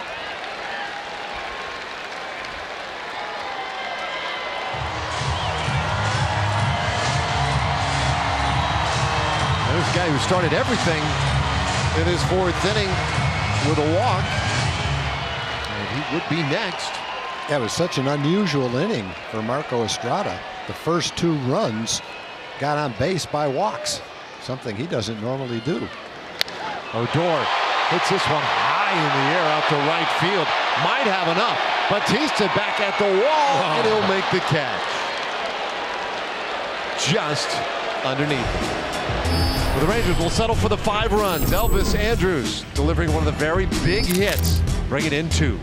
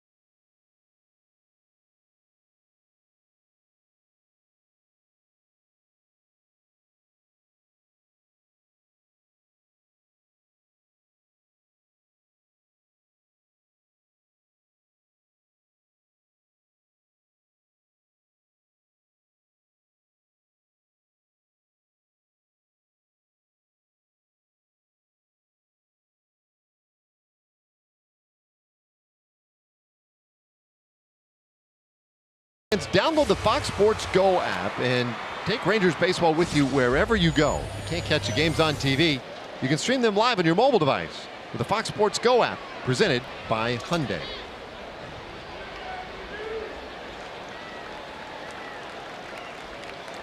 Elvis Andrus, big 2-run single last inning. Adrian Beltre, 3-run double.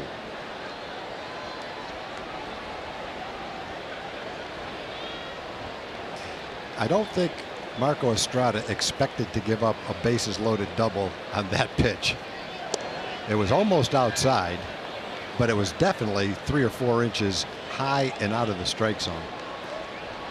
And it probably would be true that you wouldn't give up a bases loaded double to most hitters on that pitch, but Adrian, that's a different story.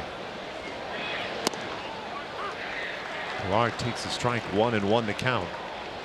Well, it'd be really interesting to see how Austin does this inning. After his long inning in the top of the 4th, sitting through the Rangers' long inning, what were they both, 24, 25 minute half innings, to see how sharp he is after such a long inning. 50 minutes basically to play that 1 inning, the 4th inning. Well, he gets ahead of Pilar here 1-2. That'll be a key, is how he handles him.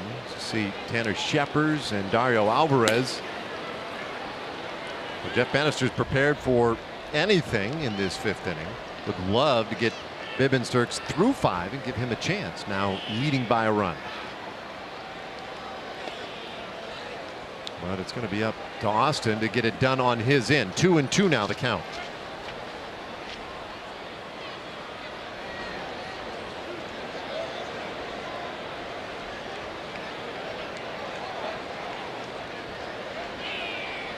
Pilar, a little up and down so far in 2017. Goes up after strike 3, and for the second time tonight, strikes out. No, we were talking earlier in the game, Dave, that Austin Bibbins-Dirks likes to throw from different arm angles, so we caught a couple of different arm angles. The one on the left is his traditional 3/4 arm slot, and then the one on the right is when he does drop down and throw from a more sidearm angle, what it looks like to the hitter. That's Pilar looking on the right. I think Donaldson on the left. Also mentioned that Pilar doesn't walk a lot. He's a fairly free swinger, and that played right into the hands of the Rangers and Dirks, Bibbins-Dirks, as he swung at that high fastball a little bit out of the strike zone. Not just misses a corner to Donaldson here, who is 0 for 2. Both times he has bounced out to his opposite number. Adrian Beltre will be ready down there at third. Austin's thrown a lot of pitches. This will be his 87th pitch. Well, there's not a lot left in the tank, but what's going through his mind right now, every out that I give the Rangers and Jeff Bannister is 1 out the bullpen doesn't have to pitch. And then from the personal aspect of it, if I can guts it out, get through the 5th inning, I have a chance to get a win. You have to pitch 5 innings to get a win. The Rangers have a 1-run lead. And so Austin is trying to help his team by getting the extra outs and help himself by giving himself a chance to win a ball game. There's the sidearm pitch. Donaldson, for the 2nd pitch in a row, has swung at a high fastball out of the strike zone. Showed that sidearm angle. That's what it looks like in real motion, slow motion, tailing up and in, and got Donaldson to swing at it. Well, those last 2 pitches, Donaldson looks like he must have come out of his shoes. Well, the Blue Jays are an aggressive home run hitting team. And the last 3 swings have all been on high fastballs out of the strike zone.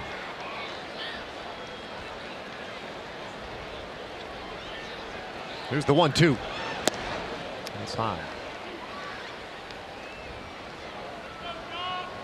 Well, 4 strikeouts so far for Bibbins-Dirks.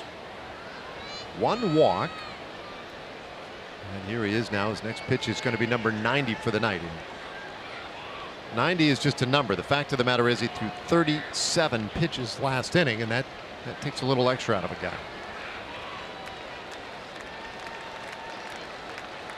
Here's his 2-2. Got him looking. Yes, sir.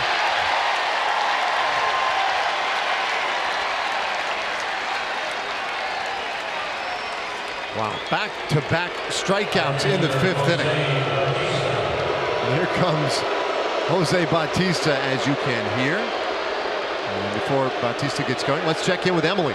Yeah, we've heard about the story, the pep talk that Austin's wife Leah gave him before that start in Washington. Great story about how they met working at Applebee's. And so Austin, for I think it was around 8 years, would go back in his time that he wasn't playing baseball and work at Applebee's. And he said they were so great. They'd welcome him back, you know, each year, whatever time he had. And he worked in all different facets of that restaurant and did a lot of different jobs. So that's where he met his wife, Leah. And they, you know, of course, got married and have been on this wild ride together. And it continues here in Arlington, guys. That's awesome. Such a big part of his career too, you know. There was a day, my day, where players had to work in the offseason. Yeah. You had to get a job. Players today don't go through that at the big league level, but certainly at the minor league level they do. The season ends. Okay, what do I do for the next 5 months to earn a living for my family? 1-1 on Bautista, and another great pitch is ahead here, 1-2. Well, hopefully he can get Bautista right here and end up with somewhere around 94, 95 pitches, get out of the inning with a chance to win and finish strong after a tough 4th inning. He's come out to strike out Pilar and Donaldson. They're trying to get Bautista right here. He's ahead in the count, just need to make a good pitch. Bautista got him for a home run last time up. 1-2. Good try. Try to get him to swing at a high fastball.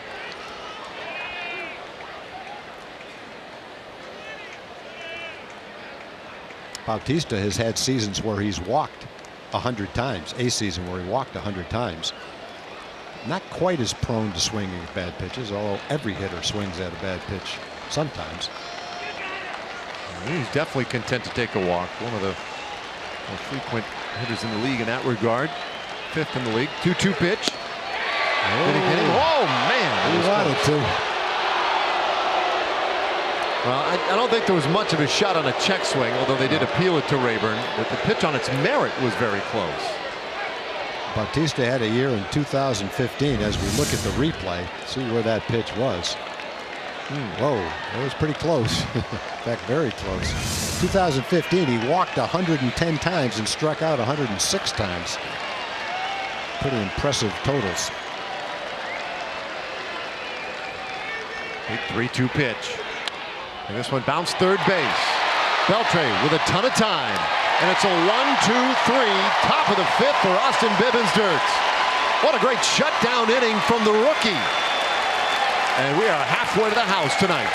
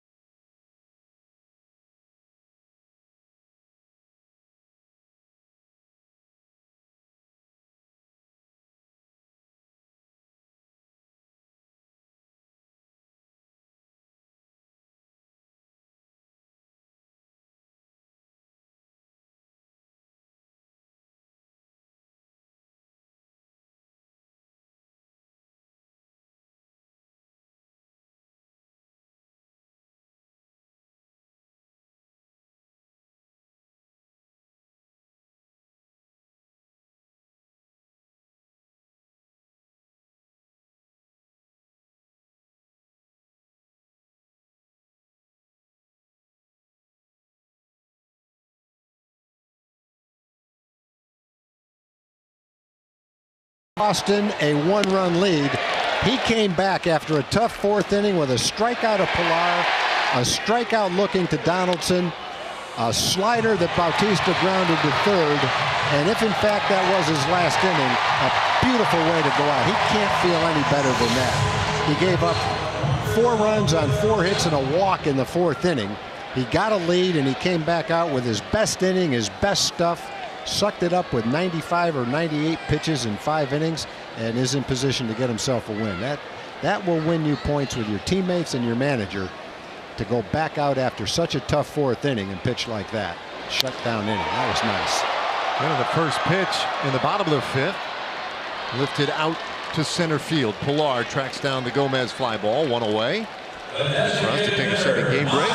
Check in with John Radigan.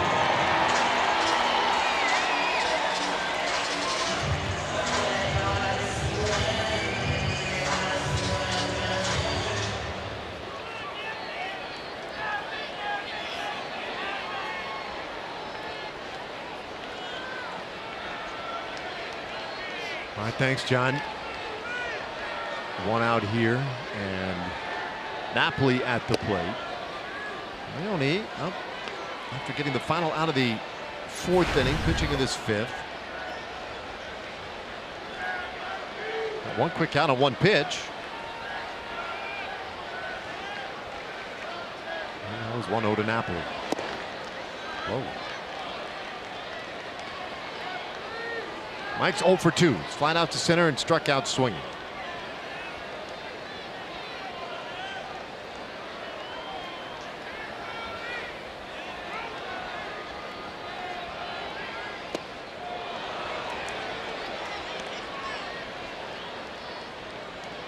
Estrada today Went 3 2/3 innings.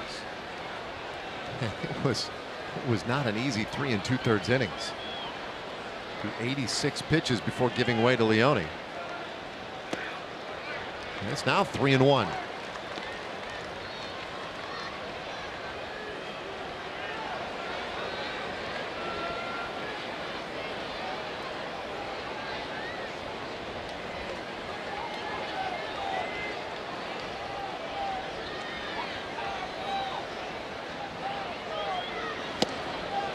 Napoli watches ball 4, and so a 1-out walk in the 5th inning. And the Texas Rangers are excited to bring you the first ever Game of Thrones theme night on Wednesday, July 5th. Rangers taking on the Boston Red Sox. Now, the exclusive theme night ticket comes with a limited edition House Bannister bobblehead. Plus, fans will have the opportunity to take a picture on the Iron Throne. Tickets must be purchased through TexasRangers.com/Game of Thrones. Are you a Game of Thrones watcher? So I've dipped my toes in the water. Good. I am in season 1. Have you done it? Oh yeah. Oh yeah. Bobby Jones. I was watching. I think I was watching Sons of Anarchy on the plane, finishing up that series, and Bobby Jones came by and said, "When you're done with that, you got to watch Game of Thrones." Josh Frazier as well. So I watched it on the plane one season and loved every minute of it. It's the kind that's a little bit gory. But I was shocked when my wife watched it, and she likes it more than I do. I think it's coming back in the middle of July, so the new season will be out. And it's amazing at the level. It's like chess. You can watch it at any level. My level's kind of somewhere middle of the road, and I don't know half the stuff that's really going on with all the. There's so many characters. But then on the internet, you can read about it and find out exactly what's going on with the people that watch it at the highest level. It's really interesting to see all the subtleties that they find in each one of the episodes. I'm glad you said that, because I'm almost done with season 1, and I feel like I need a user's manual. I know, yeah, exactly. I do it at the end of each season. I go back and read up just to make sure I know exactly what happened in that season. But it's definitely an exciting show. Strong characters, boy, especially female characters. And you never know what's going to happen in that. Have you watched the last episode of season 1? No, not yet. Okay, I'm not going to spoil it for you. Leone misses to Lucroy after walking Napoli. Goes 3-0 on Lucroy. He's 0 for 1 with a walk.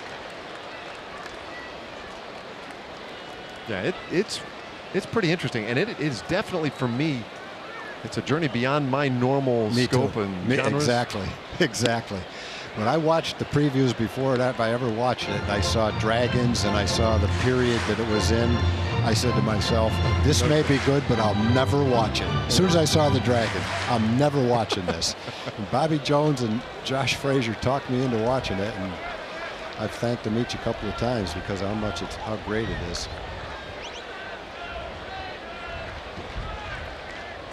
Small lead at first, a 3-1 to Lucroy. Fought off, and it is a full count. 1 out here in the 5th. Rangers scored 5 runs in the 4th inning. Of course, that's after the Blue Jays had scored 4 runs in the 4th inning. What an inning. 50 minutes.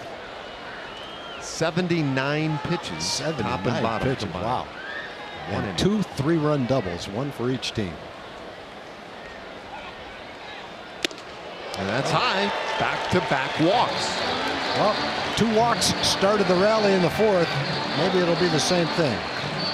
1 out, 2 men on, both on walks. Same way that the 4th inning started. Gomez started the 4th with a walk. He started this with a fly out to center field, but Jonathan has walked in each inning. Another visit. Russell Martin and Dominic Leone spent some time together on the mound this inning.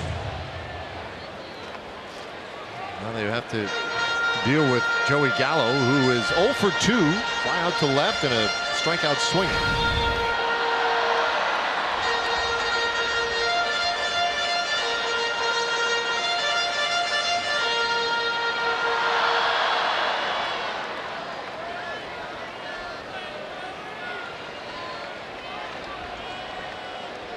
He's had some big swings tonight, just hasn't Connected on one in fair territory.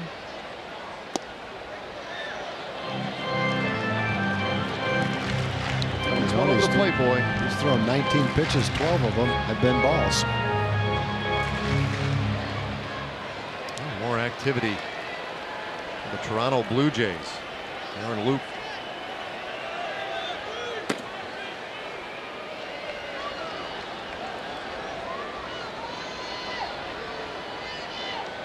One-0. Right now, Leone's just having a whale of a time finding the strike zone. And that's he's in kind of a tough situation right here. He needs to throw a strike, but he's got to be careful with Joey Gallo at the plate. That strike could turn into 3 runs in a hurry.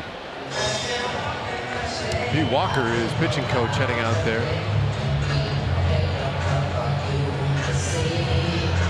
These are always interesting to know what advice exactly a guy is passing on or instructions. But a guy right now is throwing twice as many balls as strikes. It's not like he's trying to miss. He's had a pretty solid season so far. 31 innings, only 23 hits, 11 walks, which is not alarming. More than a strikeout per inning and a .207 opponent's batting average. So he's just having a bad night, unable to throw strikes so far in this game. But for most of the season, he's been very solid. Well, this could be a huge pitch right here. Gallo waiting 2-0. 2 men out there. And it's 3-0, and it gets away from Martin. Everybody will move up.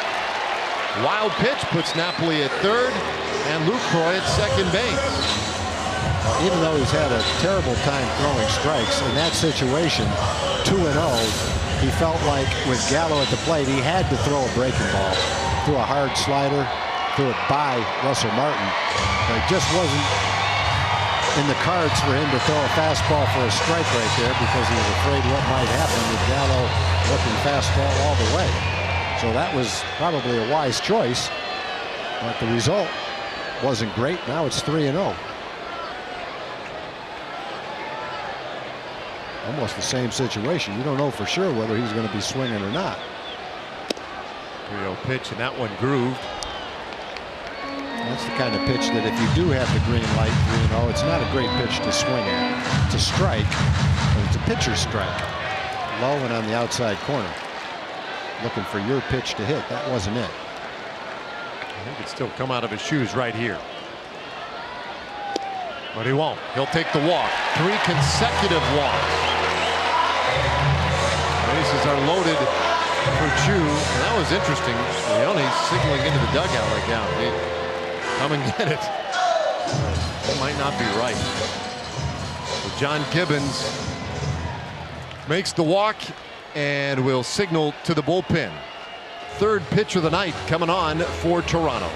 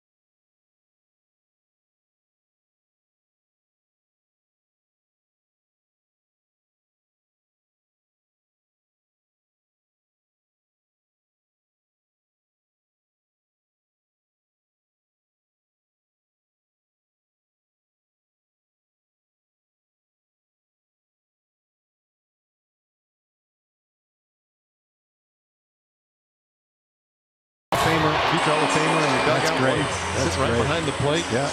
Hey, Texas fans, Fox Sports Southwest wants you to show your school spirit at a Rangers game. You get discounted tickets for the Monday, July 3rd game against the Red Sox and a free Rangers cap in cowboy orange and white colors. While supplies last, go to texasrangers.com/OSU for details.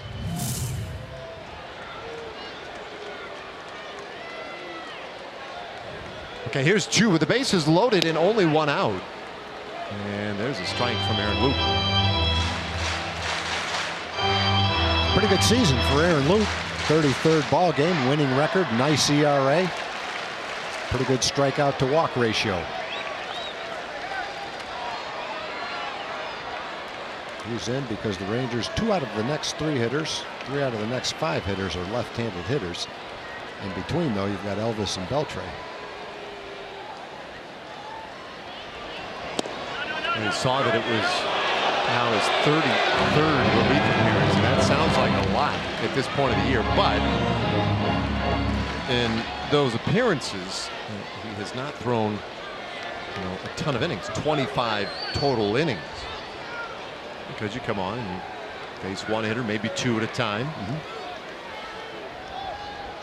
2-strike pitch. Up high. One of the reasons managers try to tailor their lineup so that you don't have a lot of left-handed hitters batting next to each other, so that the other manager can bring in a left-hand pitcher and then face your 3 best left-hand hitters. Like to split them up, lefty, righty, so that in between they're going to have to face a righty.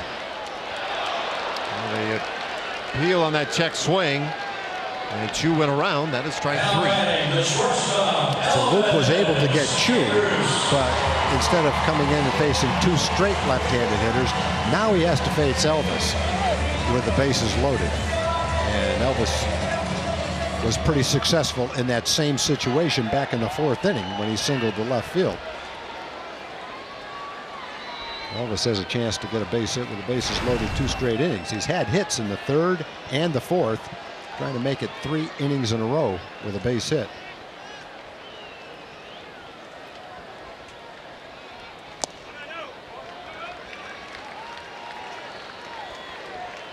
Andrews, how about this last couple of seasons? Cameron Maybin and Mookie Betts with a higher average, with runners in scoring position. Andrews has been so big in these spots. Got Napoli 3rd, Lucroy 2nd, Gallo at 1st, and a bounce right back to Loup. That was headed right straight up the middle, too.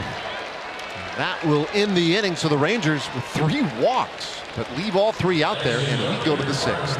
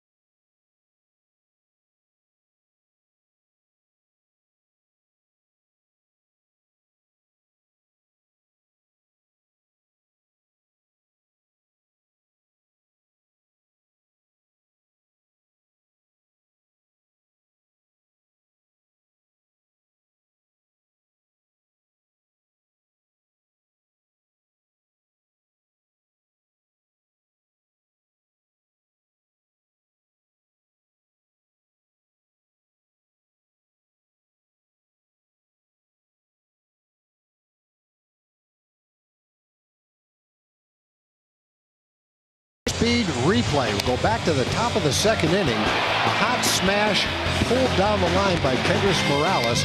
Looked like it might be off Joey Gallo's glove for a double. Instead, with a shift, Rugnet is right there, picks it up. Austin Bibbins-Dirks covers first base, and they turn what could have been a double into an out. That is our AT&T high-speed replay. Yeah, what a great play. What a fun play. Early in the ball game today. We've seen a lot of offense since then. And how about this? Tanner Shepard taking over in this 6th inning. Tanner likes to throw the fastball, sinking fastball, mid-90s, and a good curveball. When Tanner is at his best, he's pounding the strike zone, jamming right-hand hitters with that tailing mid-90s fastball. There's a good, sharp breaking curveball. Good to see Tanner back. He's worked hard, working through some injuries, trying to rehab, come back, worked his way back, and hopefully it's here to stay for Tanner. Jumped ahead of Morales 0-2. Started the season on the disabled list with left abdominal discomfort. Contract purchased before the ball game today. Makes his 2017 debut. Last appearance with the Rangers last year in October on the 2nd against the Tampa Bay Rays.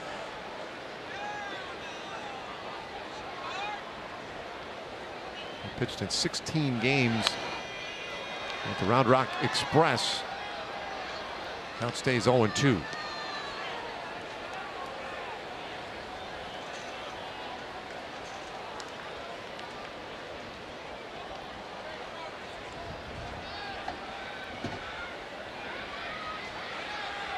Again to Morales, and again a pop-up headed foul. Beltre will give it a look, but no chance there. Gets it on the carom. There you go. That's awesome. She's got a Beltre jersey on. He remains her favorite player. That will, I think, never be in doubt. That will never change now. There's no chance. Rocket up into the seats by Morales. So a couple of good swings by Morales. That's about as dangerous a seat as you can have on that kind of a ball. That ball was hit 100 miles an hour into the stands. Glad to see at least what we're watching now, that everybody's okay. Hit an empty seat. Thank goodness. There you go. And Shepard with 96 miles per hour on that one, and he gets Morales swinging for the first out of the 6th. Bring up Justin Smoak. Let's check in again, though, with Emily. Yeah, as you guys mentioned, Tanner Shepard's making his season debut today. Been battling injuries over the last couple of seasons, and says he finally feels physically good. He feels comfortable in his body and what it's able to do. He's been pitching well in Round Rock. He said the time away from the big leagues has given him some perspective, taught him a lot about himself, both personally and professionally. And he said usually, you know, those two are linked. He's hoping to have a bit of a fresh start here in 2017, and hopefully he can take those results from Round Rock and bring them here, guys. Oh, I like the sounds of that plan. Well, so far, it's only 7 or 8 pitches. His curveball looks as good as we've seen it. Looks a little bit harder, a little bit sharper. Sometimes he threw a bigger, slower curveball. That's a nice, tight, hard-breaking curveball he's throwing now. And this one hit sharply out toward right field. Chu will track it down. Smoak is on once again. He's got a 3-for-3 night going. There's a look at the curveball. This one didn't come down like he wanted it to. It spun and stayed up. Allowed Smoak to line it into right field. That's 3 hits for Smoak as he zeroes in on a 300 batting average. Top 5 in home runs, top 10 in RBIs so far for him. Keeps hitting like this, he's going to be top 10 in batting average as well. OPS top 7, 936 coming into the game. What a year for Justin Smoak. Now Tulowitzki, and he hammers that one down the left field line. Smoak around second, heads to third as Mazara tracks down the baseball in the corner. It's a double for Tulowitzki, and the Blue Jays have set up shop in this 6th inning.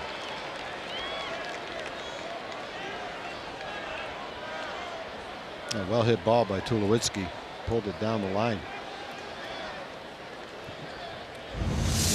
Tulowitzki has not been hitting with much power. That wasn't a terrible pitch. It looked like it had good movement tailing in, but credit Tulowitzki with being able to take a great swing at an inside pitch. Not only hitting it pretty hard, but being able to keep that pitch fair. Pretty nice job. We're talking about Justin Smoak, Dave. I remember, I don't know what year it was, sitting right in the same seat when Justin had just signed with the Rangers. I think he was the 10th or 12th pick in the draft. Rangers had signed him, and he was up here talking about embarking on his professional career. He's played with several different teams and has never put together anything remotely like the season he's putting together right now. Yeah, he was a really highly thought of prospect. Went out of South Carolina, right? Yep. College player. It's taken him a while to come into his own, but he seems to be doing it right now. 2 balls and no strikes on Russell Martin. As long as you're going in the Wayback Machine. I wasn't here in 2013 either when Tanner Scheppers had one of his real big years, and you were thinking to yourself at the time, like, whoa, here's one of the emerging superstars in the back end of a bullpen. And then injuries have slowed him down. Yep, they have. And that particular year, it was one right after the other. Mid-90s sinking fastball, broken bats from right-hand hitters, weak ground balls. And Tanner, it's still there. It's just a matter of reestablishing that consistency that he had in that particular year you're talking about. Ball 4 to Russell Martin, so a base hit, a double, and now a walk to Martin has loaded him up. And Doug Brocail quickly out to the mound. Rangers with a 1-run lead. Austin Bibens-Dirks left after 5. How about his night? Coming back for a big 1-2-3 inning in the 5th. And turned over a lead to the bullpen, but Scheppers now teetering on the edge in this 6th inning.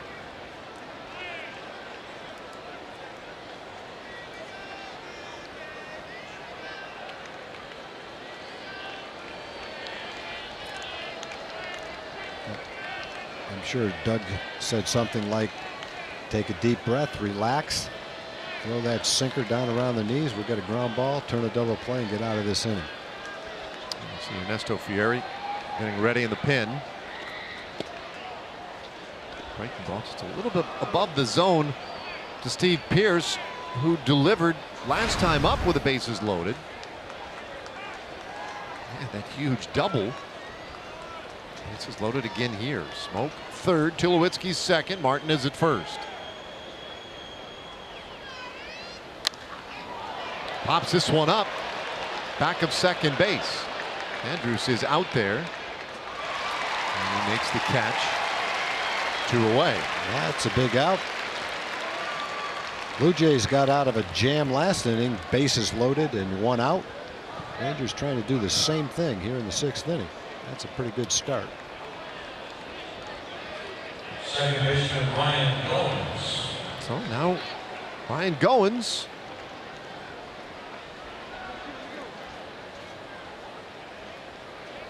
Much different feeling to the inning all of a sudden.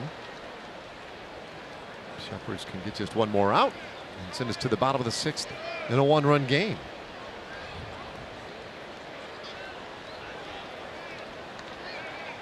Goins has been that guy though this year for Toronto.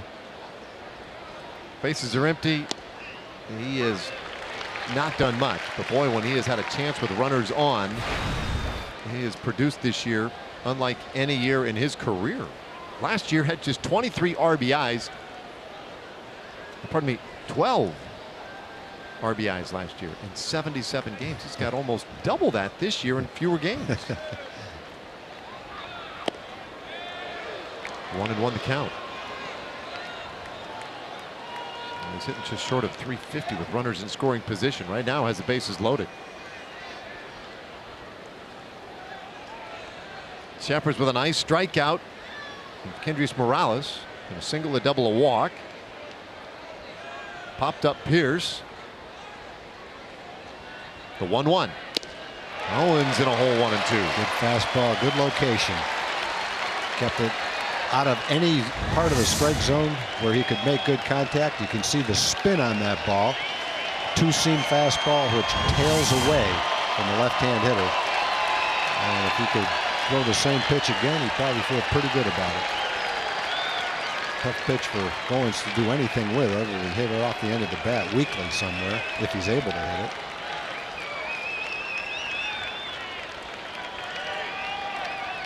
One, two for Sheppers. All the way. Good pitch. Same pitch. Maybe even better. A little bit farther outside. Goins was able to make contact with it, but he wasn't going to do much with it. Pretty much can't go wrong with that pitch in this situation to this hitter.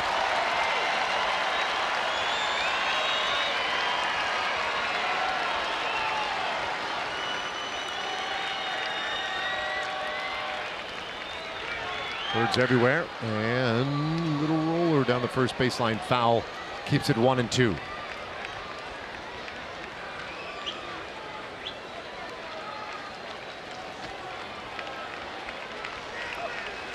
Sheppers, we mentioned the great year he had in 2013, a 188 earned run average, a 6-2 record. And that was with some extensive work out of the bullpen. 76 appearances. The next year tried to make the transition to starter, was injured early, limited to just 23 innings. 2015 pitched just 38 1/3 innings. Last year appeared in 10 games in relief, 8 2/3 innings pitched. And here we are well before the midway point this year, but making his 2017 debut for the Rangers and trying to pitch out of a self-created bases loaded jam in a 1-run game. And time called as Goins backs out.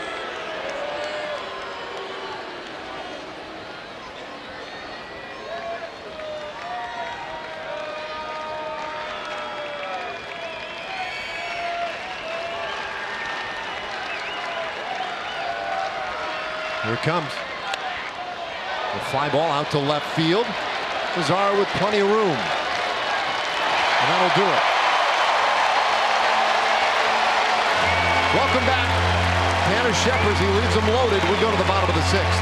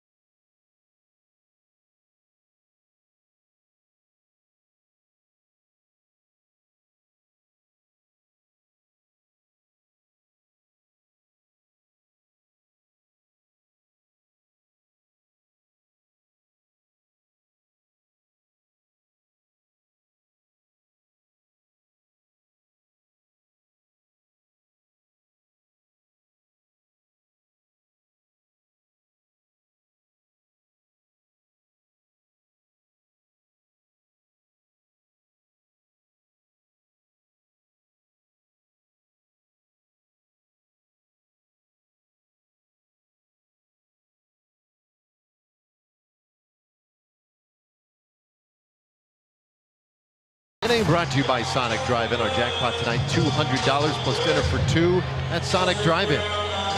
Jennifer Coleman from McKinney, our contestant tonight. The Ranger hits a home run this inning. Jennifer wins $200. If they hit a grand slam, Jennifer wins $25,000.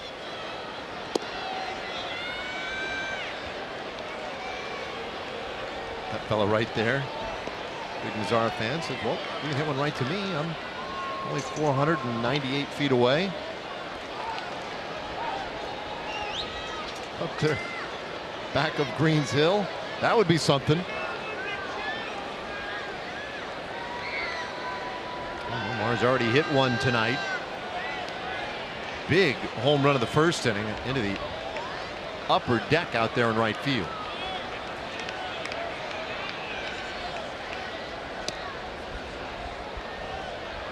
Well, Aaron Loup, who finished the fifth inning by striking out Chu and getting Elvis Andrus to hit one back to the mound, back out again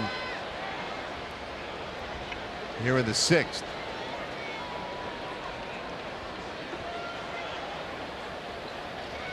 Lefty finds the strike zone. It's 1-1. Both teams with a ton of base runners so far. Each team with 7 hits. They have combined to strand 12 runners.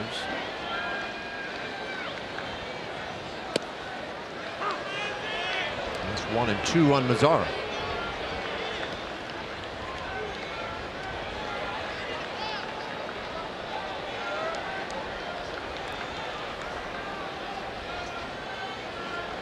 Omar scored twice, walked his last time up, and Loup's 1-2 pitch. He serves it up into the seats foul.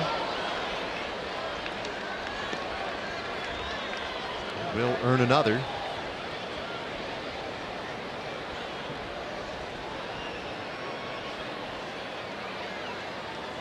Adrian Beltre waiting on deck, then Rougned Odor in this sixth inning. So a little thunder and the men do here.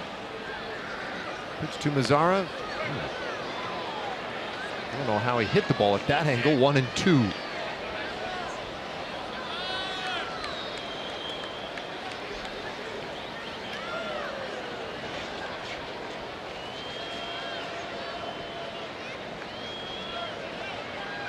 Omar with now 16 extra base hits in the last 33 games. That was after a really dry spell right before that, where he'd had just 2 extra base hits in a stretch of 19 games. So lately he's been hitting the ball with a lot more frequency and for a good bit more power.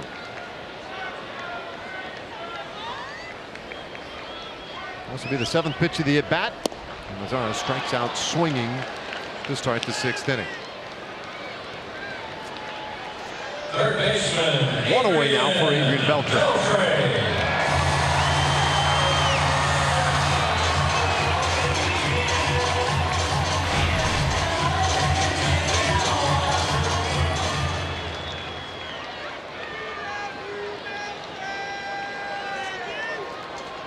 Adrian, 304 on the season. 3 of those RBIs came in his last at bat when he hit that high fastball up and away out of the strike zone into right center field to put the Rangers ahead 6-5.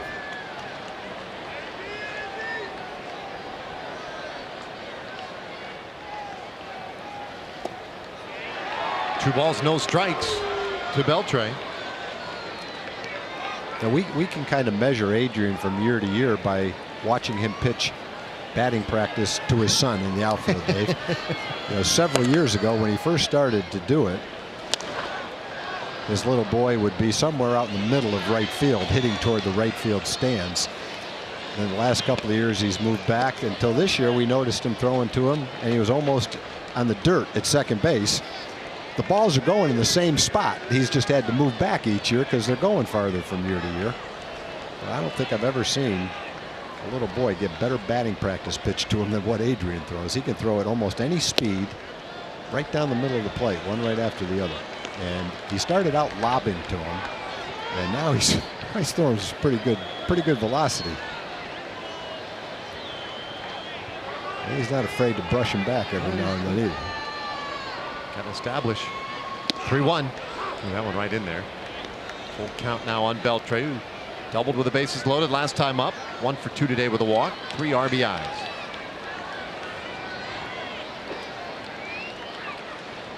The one little boy whose dad was a big leaguer that I wished I had a chance to see hit when he was little.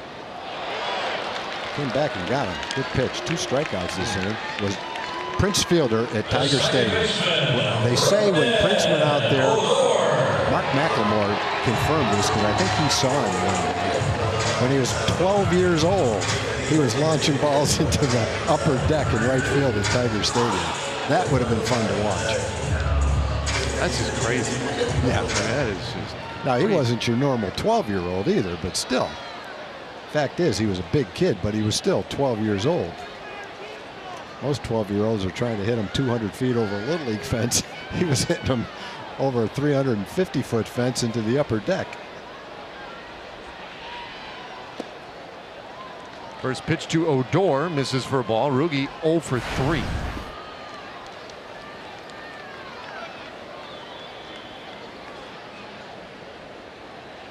I got people pretty excited about the future of that young man, Prince Fielder, and he did not disappoint. Yeah, they say you can never tell what a little kid is going to grow up to be like. In Prince's case, it was pretty obvious. Odor with a little roller, second base. Goins is there, and that completes a 1-2-3, bottom of the 6th for Aaron Loup. Moving along to the 7th inning, 1-run lead for the Rangers.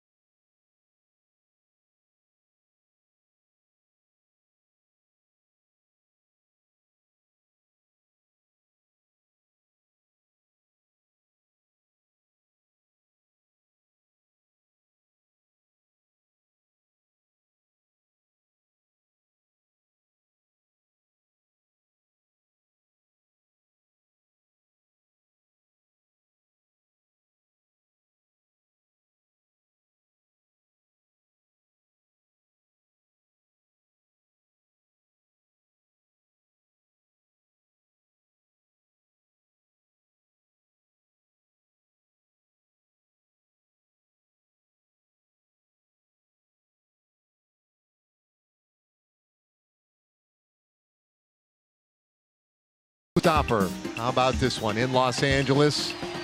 Cody Bellinger again. That is number 20 for the Dodgers rookie, and he is the quickest to 20 career home runs in terms of games played, just 51. He ties the record, tied last year by Gary Sanchez and initially set by the Braves' Wally Berger. The Boston Braves' Wally Berger back in the 30s. Think of that record. 2 guys have done it in the last 2 or 3 years. And when you look at Cody Bellinger, he is a carbon copy of Paul O'Neill.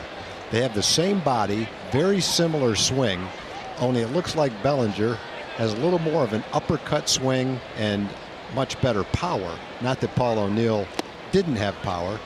Paul hit for a high average, very consistent hitter, Yankee star for a lot of those great Yankee teams. Tremendous player. Cody Bellinger looks just like him, similar swing with what looks like untapped power. 1-2 on Kevin Pillar to start the 7th inning for Toronto. Jose Leclerc and Dario Alvarez. Dario Alvarez has been throwing for a while out there, but Leclerc now joins him. Sheppers 1-2, and this is pop foul out of play. So Wally Berger, who initially did it, it was like early 30s with the Boston Braves. That record held up forever. The only reason I even know who Wally Berger is because it was his record that McGwire broke many years ago with Oakland. And when McGwire hit 49 home runs in his rookie year, he broke Berger's record that had stood for, I don't know, ever, like 50 plus years. And then it was tied 2 years later. Oh boy, Tanner. Popped up left side of the infield, and Elvis Andrus is right there, one away. Check this one out, Dave. You bring something up on TV, and we're going to find it. There he is, Prince Fielder, when he was, I believe, 12 years old. That's Terry Francona, the manager of the Indians now, pitching batting practice to him. And that's what it looked like in Tiger Stadium when he was hitting balls into the upper deck. Wow, that is so great.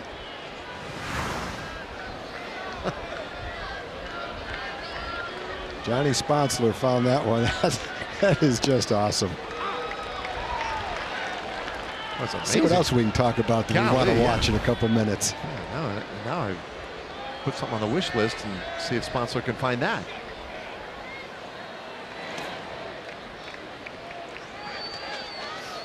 One ball and one strike to Donaldson. You know, sometimes you see kids between the ages of 8 and 12 that are just bigger than everybody else. They don't necessarily have a great swing, but at that age they're just so big and strong that they can just overpower the ball. In Prince's case, he was big and strong, he could overpower the ball, and he had a great swing. He looked like a ball player, he looked like a hitter. And I guess when you grow up in a big league clubhouse and you have Terry Francona as your instructor throwing your batting practice and Prince as a dad, chances are you will grow up with a pretty good swing. And there's Delino, grew up in the same situation with his dad. You were able to provide some of that guidance along the way. Both my kids were able to be bat boys. And judging by the conversation at family reunions, it was some of the best years of their life. The stories revolve around all the things that happened in the clubhouse. They used to stay overnight sometimes on Saturday night before a Sunday day game. I think I've mentioned this before. Joe Macko, the clubhouse manager, years later told me, Tommy, I never really told you all the things that those kids did in the clubhouse because I didn't think you needed to know. They were safe, and that's all I thought you needed to know. And I kind of thanked him for that. But as the years go by, you learned all the things they used to do in the clubhouse. Sleeping wasn't one of them. 3-2 from Sheppers. And this one fouled away. Now your sons also share some great memories too via Twitter. Now I don't know how much embellishment goes into some of these tweets. No, that one is actually true. It's a long story that I don't have time to tell, but Tom Ranoni, who was the son of our team dentist, who is my daughter's godfather, was in Hollywood producing music videos for the Ramones and asked me to be in one. And it was the video of The Substitute. And my role in that video was to drive in the back of a Jeep and shoot a machine gun at a gingerbread man. Don't ask me what the story was, but that was my role. Anyway, he took a still picture of it, popped it on his Twitter account, and said, the only father that appeared in a Ramones video shooting a machine gun at a gingerbread man. And I told him, I'm so glad that I've been able to provide you with such lasting memories in your life. I didn't even know he tweeted it. I just thought he said it to me. But it's gotten a lot of mileage because a lot of people have asked me about it. There's two versions to that video. One, they cut out the gingerbread scene at the end. So if you're looking for it, you have to dig deep. We've shown that over the years. I'm not going to ask anybody to bring that one back. Well, wait a minute. We just saw Prince swinging the bat as a 12-year-old. Surely we can pull up. Oh boy, you started it. There it is. There he is, dude. That's the gun, and in the back, and you can't see it, but what I'm aiming at is a giant gingerbread man. And it was out in Los Angeles in a cave. I don't know if you ever watched the old Superman shows. It was a set where they used to film some of the scenes of Superman. Pretty famous movie set, evidently. So that was my thrill, my Hollywood thrill, thanks to Tom Ranoni. Strike pitch to Batista. He's in a hole 0-2. There's the cave. There's is that the gingerbread man? That's him. As a very dangerous gingerbread man. You can see he's armed. Oh, so he was armed and dangerous. So he was antagonizing. He was. Oh. He was. Okay. I didn't realize that there was a real. We had more firepower. He didn't stand a chance. Now, you remember the actress Karen Black? No. Anyway, she's a little bit before your time, but she was, I forget what movie she was in. But anyway, she was in that video herself. Darn. Now, did you get paid? No, that was just for the honor and experience of being in a Ramones video.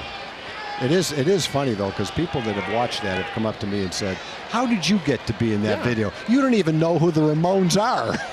Are you not a Ramones guy? I am now. Okay. But at the time, I wasn't that familiar with the Ramones. But after I've learned how cool they were and how great they were, I've become a Ramones fan. But it took that video to make it happen. Now, were they getting along well at that time? That I can't answer. Okay.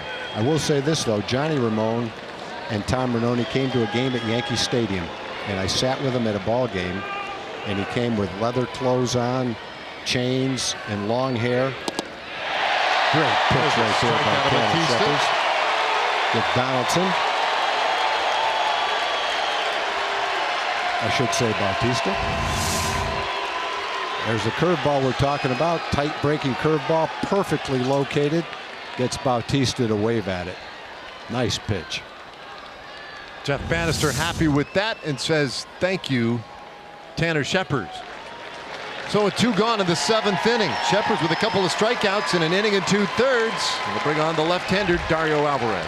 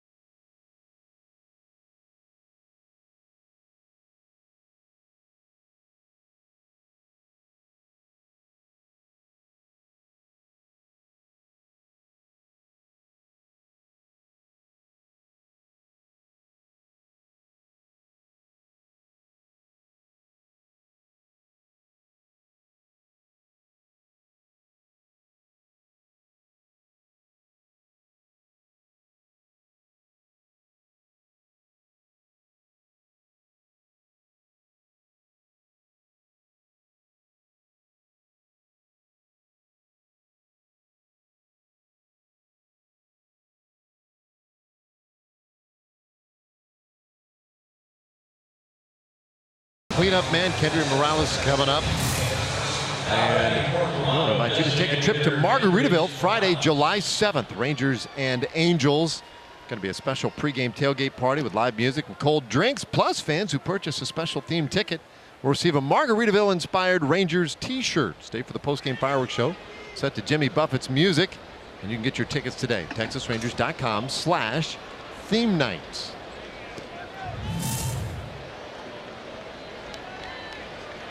Okay, Dario Alvarez on to face Morales. A lot of sliders. That's a ratio you don't see very often. 60% sliders, 40% fastballs. Again, he's pitching kind of like you mentioned with Loop. He's not in for long stints. Hitters don't get to see him more than once. He faces a lot of left-handed hitters, and he's got a great slider. That's his pitch, and so he throws it a lot. That's why he's in the big leagues. Big swing and a miss. The count 0-2.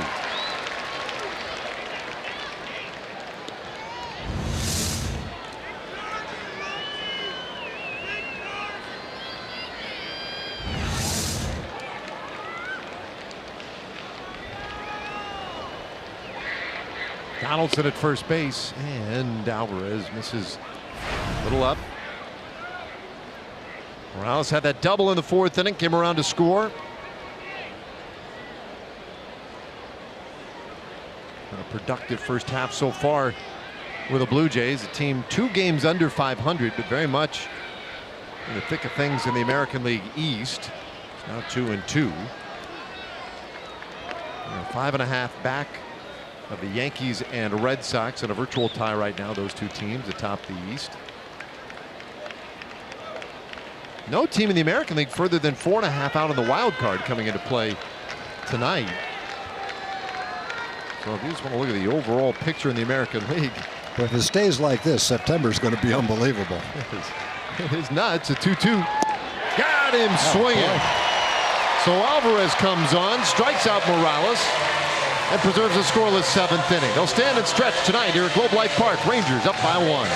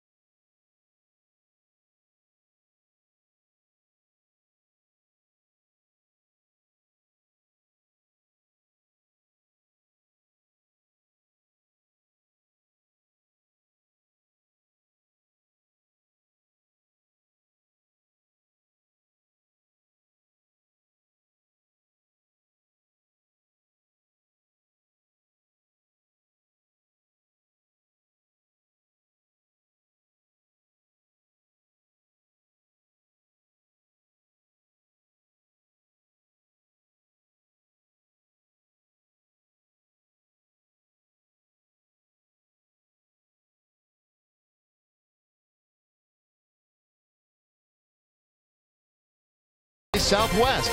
Yes to low fares with nothing to hide. That's transparency. And by AT&T Internet. Visit AT&T.com/keepcalm to learn more. What a night. And what a wild game. We're in the bottom of the 7th inning, a 1-run game. Rangers leading. Now we'll go to work against a new Blue Jays pitcher. Jason Grilli has come on here in the 7th. A little bit of an inflated ERA for Jason Grilli. Over the last few years, he's had some excellent seasons as a closer. Trying to find it so far this year.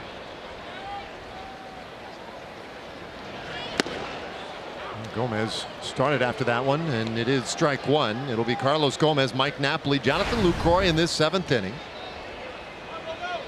Gomez, as you can see, a base hit and a run scored today. His hitting streak now to 8 games. And he has looked great since coming off the disabled list. This is his 4th game. It's 1-1.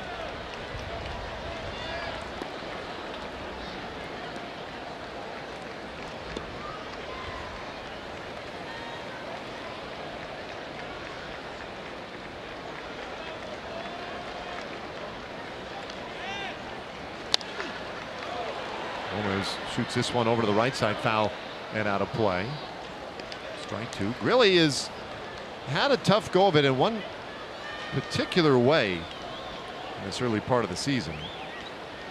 He's given up 9 home runs already. That'll inflate your ERA, Dave, in case you didn't know that. That's a killer. 40 years old now. That is a quick way to get it done. Look out. 2-2.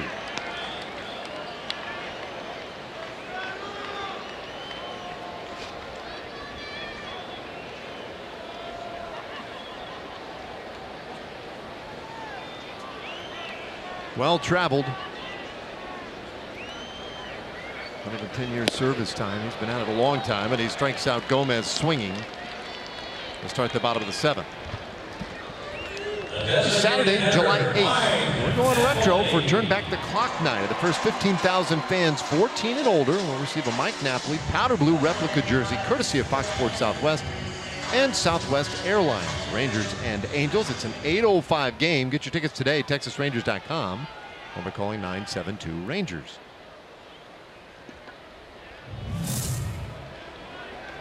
Grilli with a big strikeout. And now Mike Napoli. Oh, that one up and in.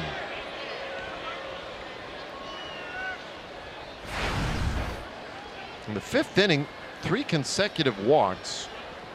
Loaded the bases. Dominic Leone just kind of ran out of gas in that 5th inning. And Aaron Loup came on to relief. Now Jason Grilli, and they have retired combined 6 straight.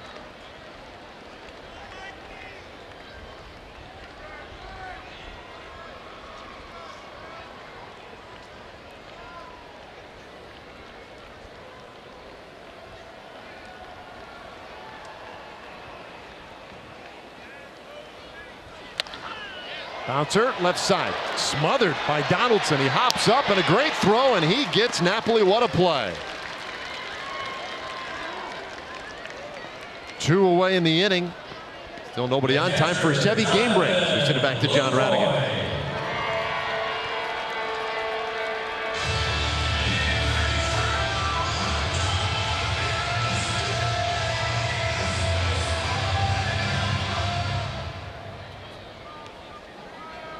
Okay, thanks, John. 6-5 here. As Lucroy comes up, he's walked a couple of times.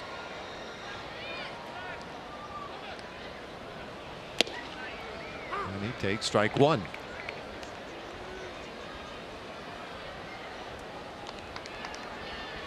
So everybody right now, we're talking about the last inning. If every American League team is inside 5 games of the wild card, and everybody's sort of in it. Kansas City Royals, that's been the conversation since the offseason. Where do they find themselves around the trade deadline? It's hard. It's hard because if you're still in it, it's hard to sell your players to build for the future and try to sell that program to your fans who have bought tickets and want to see you try to win. It's a difficult situation. Some teams, I'm sure, would rather be in a position where they're out of it so they can go ahead with their plan to build for the future. It's a difficult situation. I mean, it's a nice situation that there's such great competition. So many teams are still in it, trying to battle, and for a team to get there, I mean, that's the whole goal, is to get to the postseason. So that's the good part. But sometimes it might interfere with long-range plans. 1-2. And Lucroy bounces it right back to Grilli. So that completes a 1-2-3 inning for the veteran right-hander and sends us to the 8th inning. Rangers lead by 1.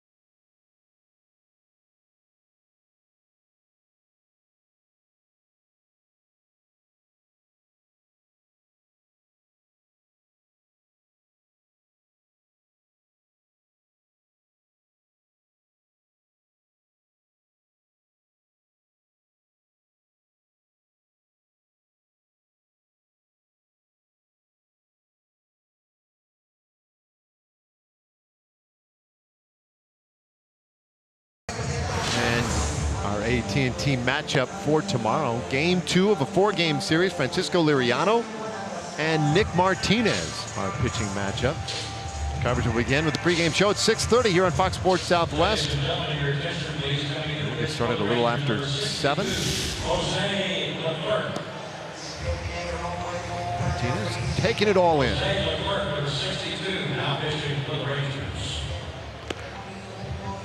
All right, Jose Leclerc has come on out of the bullpen. He is the 4th pitcher of the night for the Rangers. And we'll take a look at his pitch arsenal. He uses his changeup with the slider action to it about the same amount of time that he uses his fastball, 47–45%, and then occasionally he'll throw a curveball and a cutter. He's definitely worked his way into the rotation out in the bullpen, where Jeff Bannister has shown a great deal of confidence. Looks forward to bringing him into a tight ball game, and he's performed.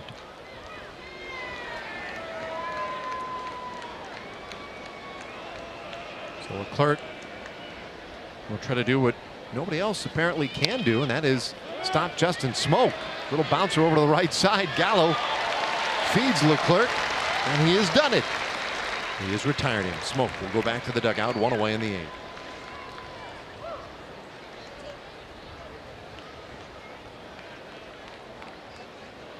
Well, this felt like a slugfest in the 4th inning. Other than that, not a whole lot of action other than a couple of home runs. So now here is Tulowitzki, who is 1 for 3.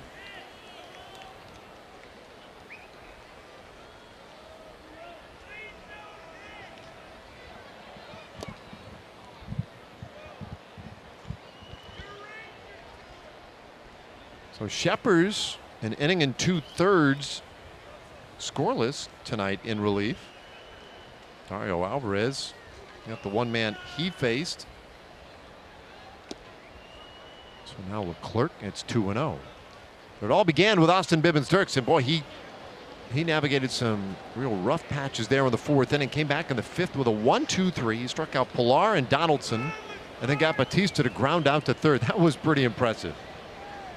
I love the fact that he came back out after that bad inning and had his best inning when he'd already reached about 90 pitches. He had to be close to gassed, and he sucked it up, went out, and lit it up in that 5th inning, which was very nice to see. Struck out Pilar, struck out Donaldson in that inning. Check swing, did he go? Yes, he did. 2-2 on Tulowitzki.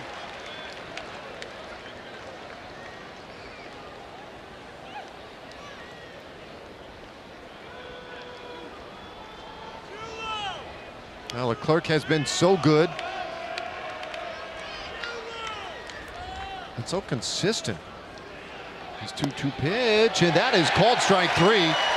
2 gone in the 8th inning. And no doubt about that pitch. I think Tulowitzki knew it. The pitch was right in the center of the plate. You can see the ball spinning like a slider. Definitely fooled Tulowitzki with 2 strikes. He had to bend his knees and took it all the way, hoping to get a call, but the pitch was too good to call a ball.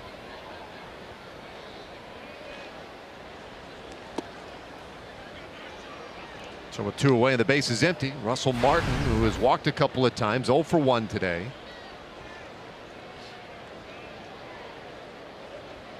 Martin came in with the average of 225.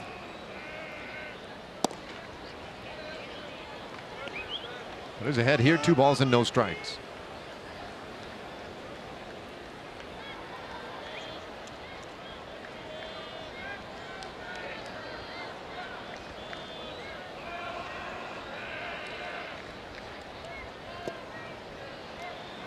Now Leclerc, when you go back and you look at his numbers in the minor leagues, the problem he had, or the one thing you would have been cautious about, the number of walks that he allowed. And that was always the one concern. His stuff's so good. You can get big strikeouts. But could he limit the walks? And he has this year. That's what's been so great. Now 3-0 though on Russell Martin. And he walks him on 4 pitches.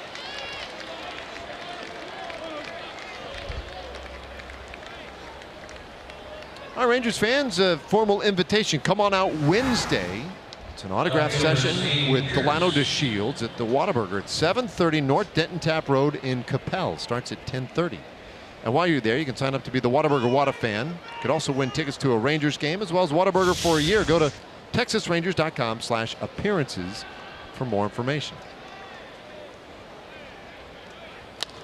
Pierce pops this one up.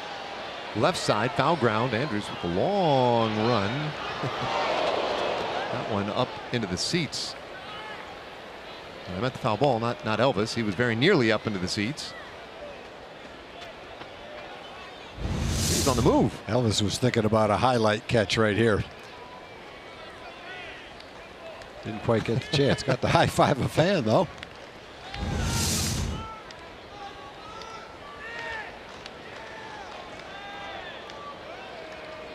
Here's 1 for 3 today with a 3-run double. And takes strike 2.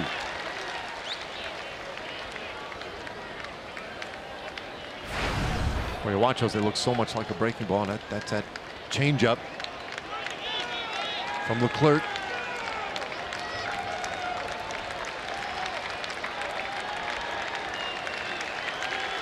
It's confusing, and we watch it all the time. It's got to be really baffling for hitters. 2-strike pitch. Tried to check his swing, yes, and he did not. He went around. Rayburn rings him up, and the inning is done. 2 strikeouts for Jose Leclerc. And we go to the bottom of the 8th.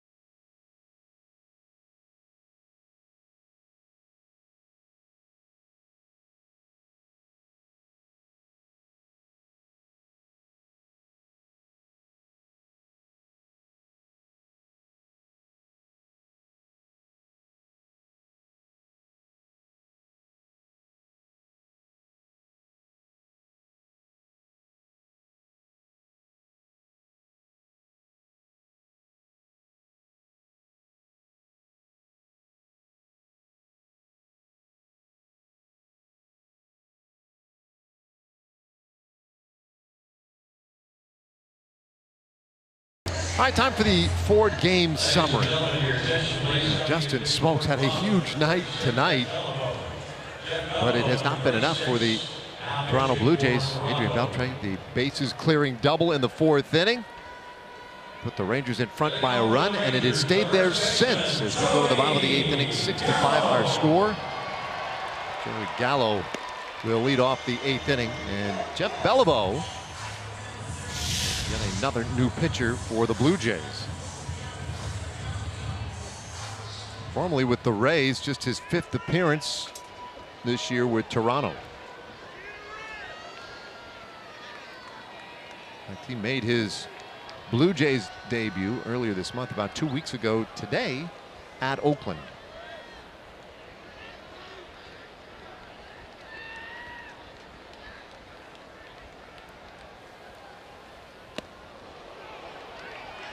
Gallo goes up after strike 1. Gallo today 0 for 2 with a walk.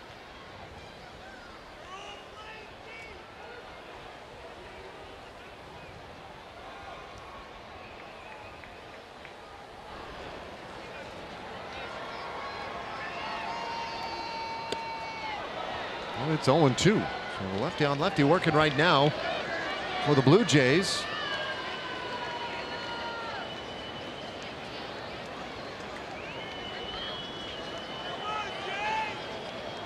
Lefties, though, 3 for 7 against Beliveau. He won it up. And Gallo did too, but it comes up empty. A strikeout starts the bottom of the 8th. Here's our Jimmy John's delivery of the game. Go back to the 4th inning. Elvis Andrus, 2 outs, bases loaded, single to left field, scores 2 runs. A couple of batters later, bases loaded, 2 outs, 2 strikes. Adrian Beltre takes that high fastball to right center field for a bases clearing double, and that is the difference in the game. 6-5 the score. Those were our Jimmy John's deliveries of the game. A little tapper foul for a strike.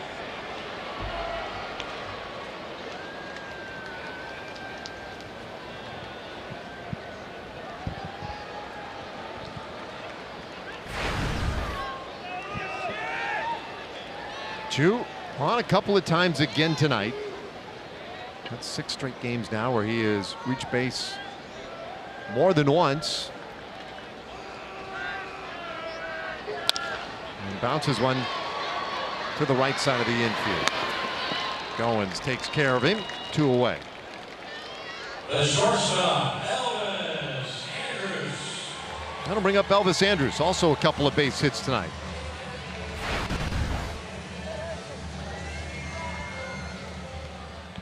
Rangers just finished a series with the Seattle Mariners, took 2 out of 3 from them. Now trying to take the opening game of this 4-game series against the Blue Jays.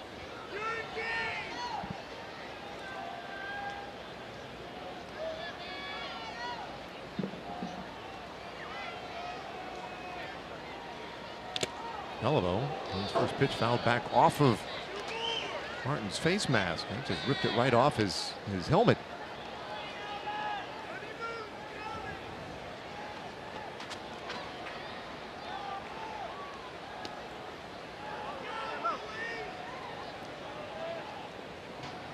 One-run game lasted the 8th inning. Rangers came in 34-34. 11 games back of the Houston Astros. But playing some of their better baseball of the year. This one in tight, and it is 1-1. And Matt Bush getting ready in the bullpen. The 9th place hitter, Ryan Goins, and then back to the top.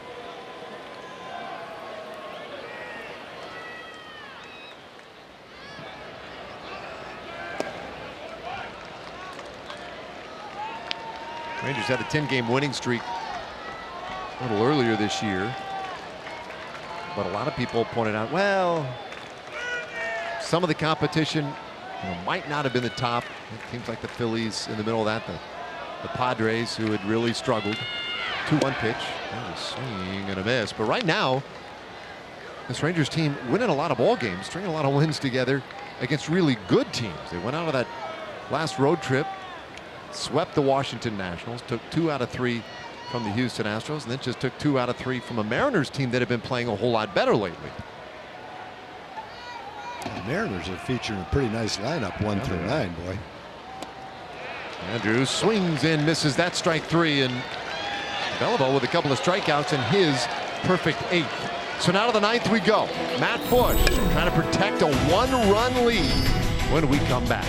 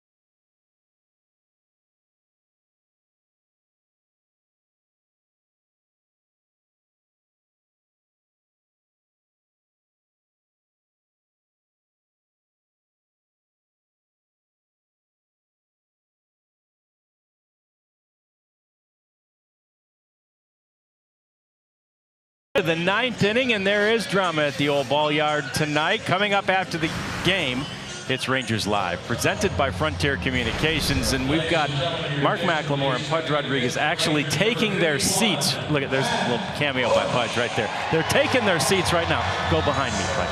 Taking their seats right now for Rangers Live. They'll bring you all the analysis, lots of post-game reaction.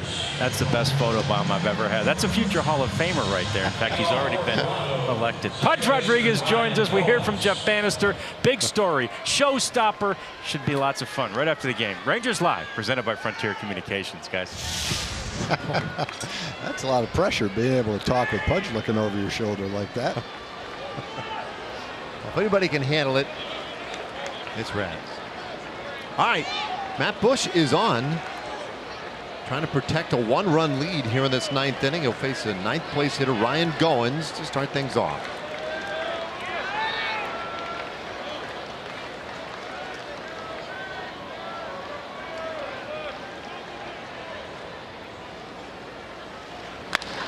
First pitch swinging, and that one out to left center field, drops in, base hit. Goins, who had been hitless all night, trying for two. Here comes a throw, and the tag bounces off of him. Not sure Rugi ever had it cleanly. And Goins safe at second base with a double. Is Odor okay? Is Goins okay? Goins looks like he hurt his left hand. Not sure about Rugi. A great throw from Gomez. It was going to be a tough tag for Rugi because the play was so close. He had to catch it, dive, tag, all in the same motion. Carlos has a great throwing arm. It was a tough ball to handle because it short hopped Rugi. He tried to catch it, tag, all in the same motion, just wasn't able to do it. The throw was maybe a foot higher and Rugi was able to catch it in the air. Would have been able to make that play.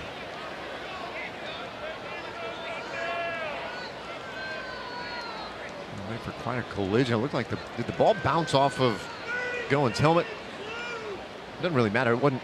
He was slowed down considerably at that point. Yeah, it looks like he headed it out toward left field. And he'll be okay. Yeah, everybody's okay. But the Blue Jays with a leadoff double in the ninth.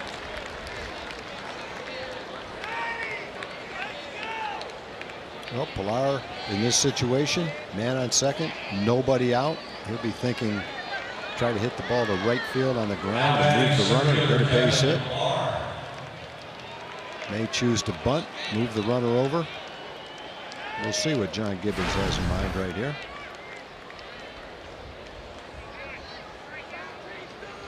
Beltre's in at third base in anticipation of that possibility. Pilar's going to try to hit to right field, at least on the first strike he did.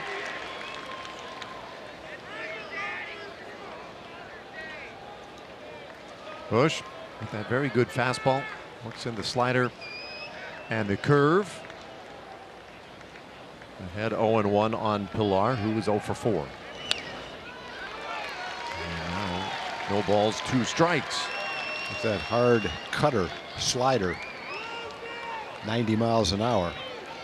Location was pretty good as far as a hitter goes. Velocity of movement, not that favorable for a hitter though.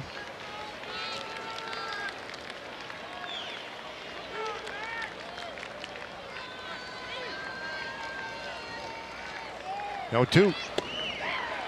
Good pitch.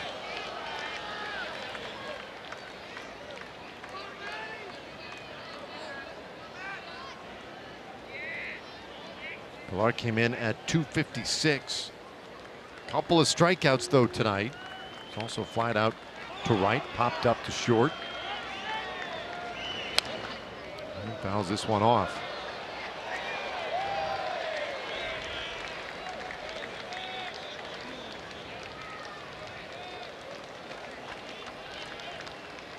Blue Jays had the largest lead in this game. Rangers scored first, a solo home run by Nomar Mazara in the first. Blue Jays came back to tie it in the second with a smoke home run. Then it was a 4-run fourth, gave them the 5-1 lead. Rangers scored 5 in the bottom of the fourth to get back in front by a run. 1-2, and this one blooped. Back of second, Odor able to get back to it. One away. Big out right there. Pillar's one of those hitters. He's tough to strike out. He's tough to walk. Only walked 18 times, only struck out 43 times. So he generally makes contact. That time Matt got that ball where he wanted it. So the other ones were in the strike zone. Pillar fouled him off. That one was down where he wanted it. Pillar had to reach, and all he was able to do was hit that little blooper to Ruby. A big out. Man on second. He's still on second after Pillar was done hitting.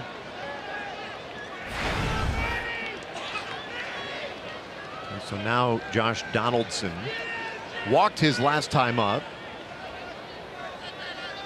0 for 3.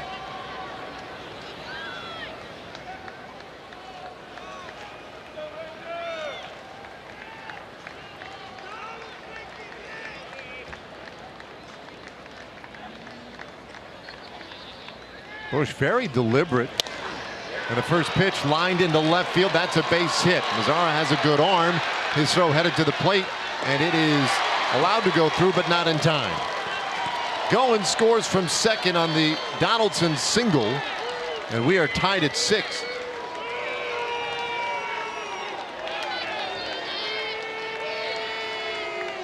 Well, Donaldson likes to hit early in the count. Matt not wanting to give him a fastball, went with a curveball. Not a bad choice, but the location was not where he wanted it. That pitch is right in the middle of the plate, right in Donaldson's wheelhouse. That's a case you don't have to look for a curveball to hit it when it's in that location.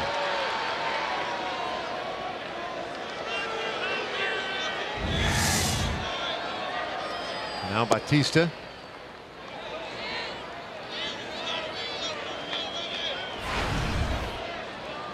Big home run in the 4th inning for Bautista. Also grounded out a couple of times, struck out, man at first, 1 away. That one in there for a strike. It's 1-1.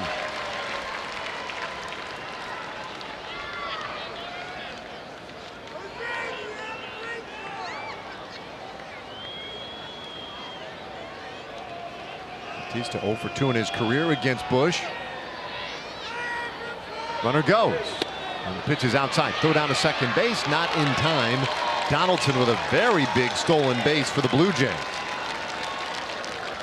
He had a good jump and took advantage of Matt's delivery to the plate, and Jonathan didn't have much of a chance on that one.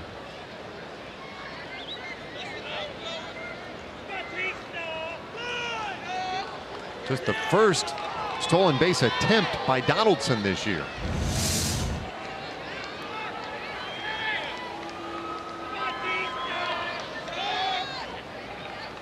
Run already in. And a big 2-1 pitch. Just misses. It's 3 balls and a strike to Bautista.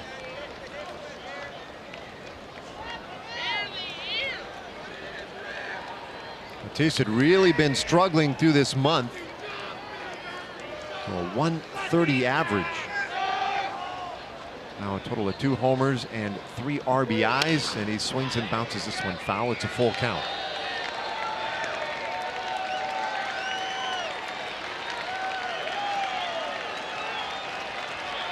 The 1-run lead is gone. We're tied at 6 in the 9th inning.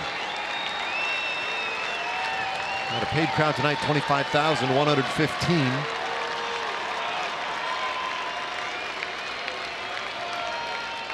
Those left really trying to help Matt Bush in the 9th.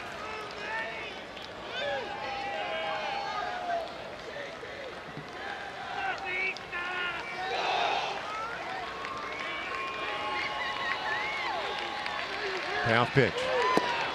And he lost him. Bautista does walk a lot. He is aboard. Oh, Kendrys Morales. Mr. Frieri. Been thrown out there for a little while. Appears to be ready if needed.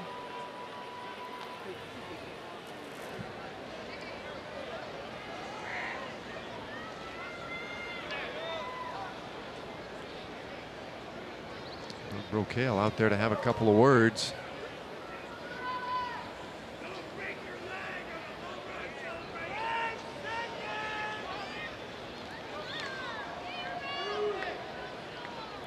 Probably talking about Morales, the next hitter, Smoke, the next hitter after that. Both of the guys have been swinging the bats. Morales has a double in this game, scored a run. Smoke has 3 hits in the game. Get a ground ball, turn a double play, won't have to worry about Smoke.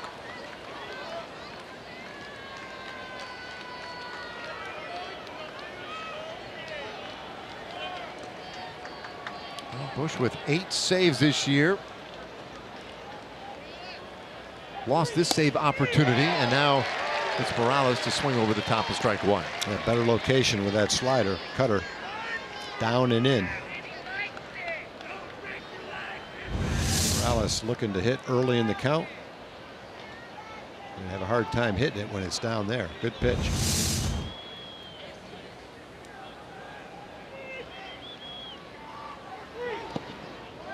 There's that curveball, and it's 1-1. Bush would certainly take a ground ball here with Morales up there. Men at first and second base, get him out of the inning and give his team a shot in the bottom of the 9th.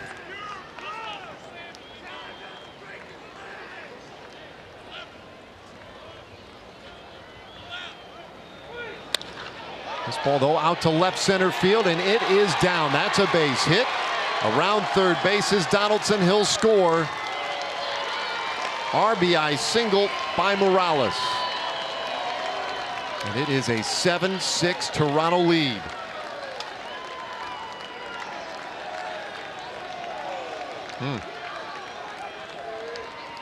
First baseman Justin Smoke.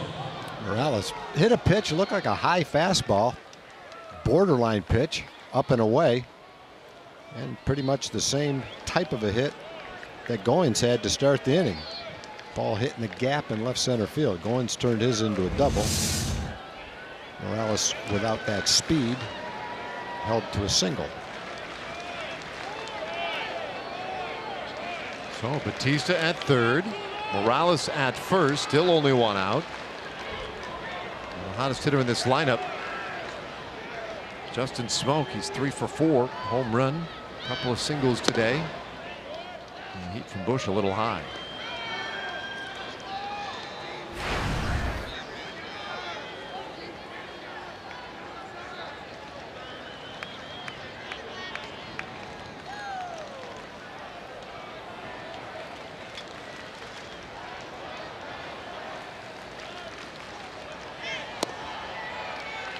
Well, the first 8 innings of this game, the Blue Jays were 2 for 7 with runners in scoring position. They've had 2 at-bats this inning with runners in scoring position, and they delivered on both. They dialed it up in the 9th. 3 hits so far, along with a walk. They have them on the corners. A big swing and a miss by Smoke makes it 2-1.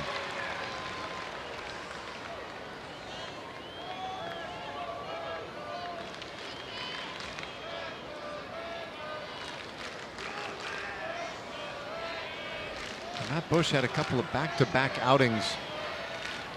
And he was not loving at the end of May against the Rays, and then June 6th against the Mets. It's a strike in there to even the count at 2-2, but his last 4 appearances had been pretty good.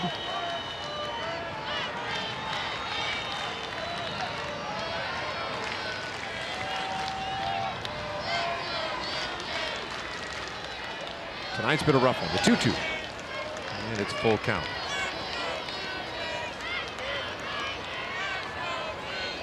And here is the Blue Jays closer. And he looks poised to go in the bottom of the 9th inning. Rangers will have the heart of the order coming, though, as this one got away from Lucroy. Nobody trying to move up, though. Full count on Smoke. And they're trying to move up because it's ball 4, and so they are loaded.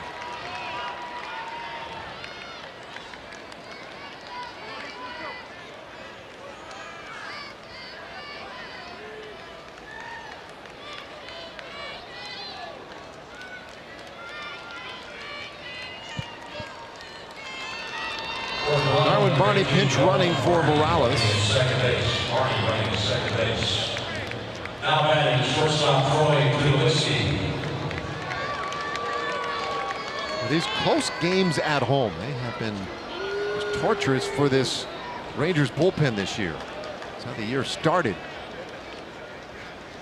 Some disappointing losses in that opening series against the Cleveland Indians, and then the struggles have persisted. It seemed like Matt Bush had settled them down. There's now a little tapper. First base side goes foul off the bat of Tulowitzki. Now 0-1. Well, the Blue Jays have obviously had a big ninth inning, but Matt has to bear down right here. Bases loaded, get Tulowitzki. Rangers come back in a one-run game, but you don't want this inning to blow up like the fourth inning did. Keep it a one-run game right here. Bear down, get Tulowitzki.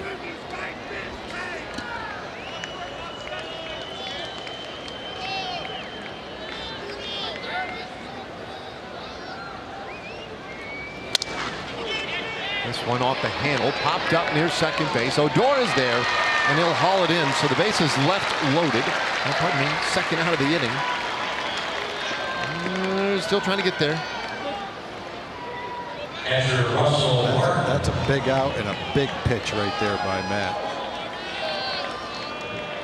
You could tell by the sound of that ball that it hit the bad part of the bat. Had that pitcher's sound when the ball hits the bat. Wasn't going anywhere.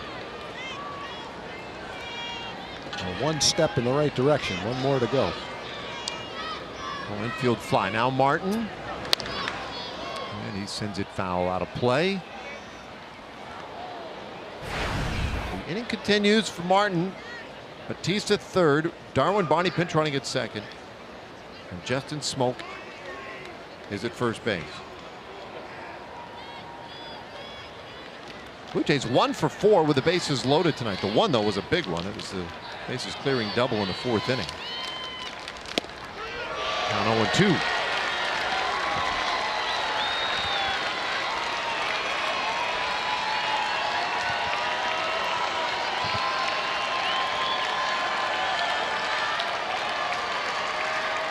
Well, this has been a long inning for Matt Bush. This will be his 27th offering in the ninth. And it's low. The Blue Jays 33 wins this year, as we mentioned earlier, against 35 losses.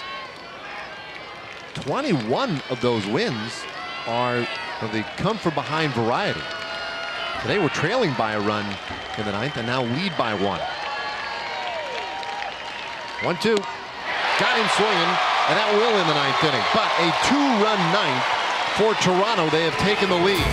Nomar Mazara, Adrian Beltre, and Rougned Odor in the ninth.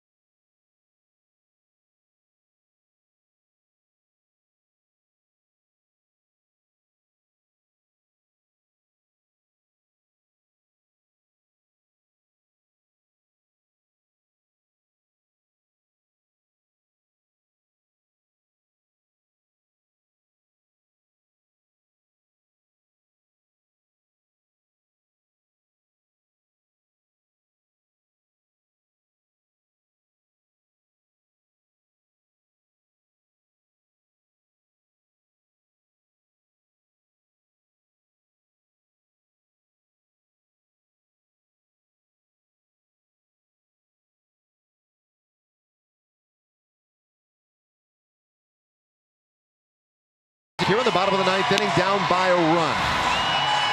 And tomorrow, 6:30 pregame starts, 7 o'clock first pitch. Liriano and Martinez, our pitching matchup in game 2. They're not over yet, though. Rangers have 3, 4, and 5 coming up. I guess Roberto Osuna for the Blue Jays. 17 out of 20 in save opportunities for Osuna. A nice whip below 1, .78. Incredible strikeout to walk ratio, 36-2. Osuna's pitched 27 innings, only walked 2 batters, only given up 2 home runs, so he has been tough. He has blown 3 save opportunities, though. And the Rangers have the middle of the lineup coming up. Now Blue Jays add a little defense in left field. Dwight Smith Jr. taking over for Pierce.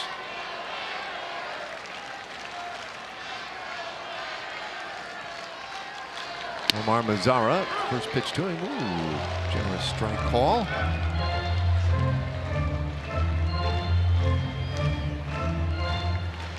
Mentioned some of the numbers for Osuna. He has converted 12 of his last 13 save opportunities.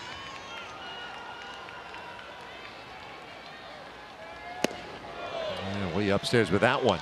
1-1.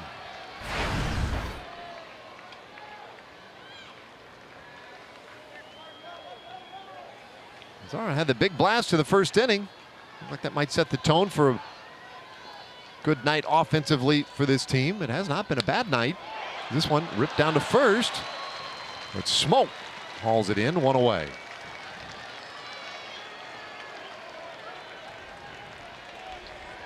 Third baseman, Adrian. Brings up Adrian Beltre. Fairly good hit ball, well hit ball by Mazara. Looked like he got in on him a little bit off the handle. Smoke shading toward the line a little bit. Pretty easy play for him, just reach down and catch it. So now Beltre, 1 for 3 with a walk. Drove in those 3 runs in the 4th inning. And it's this one foul to the third base side.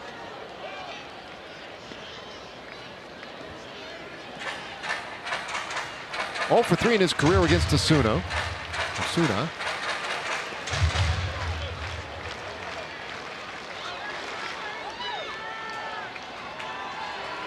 Rangers had a 1-run lead heading into the 9th inning, but now down by a run. And down to their final 2 outs. It's 1-1 on Beltre. So Adrian earlier with that bases clearing double. Picked up career hit 2,959. Inching closer still to Sam Crawford on the all-time hit list. 1-2.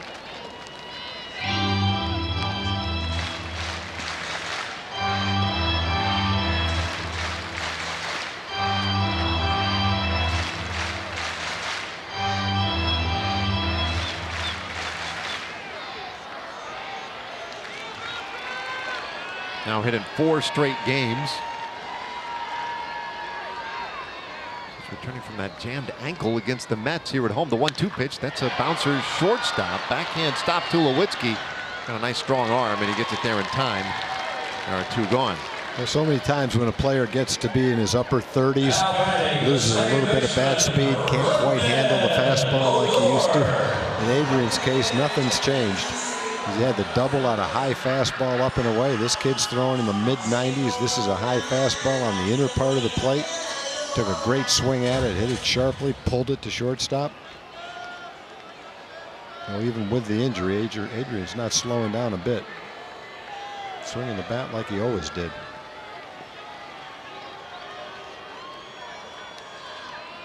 Now Rougned Odor hitless tonight at 4 tries. And Osuna's first offering way in for a ball.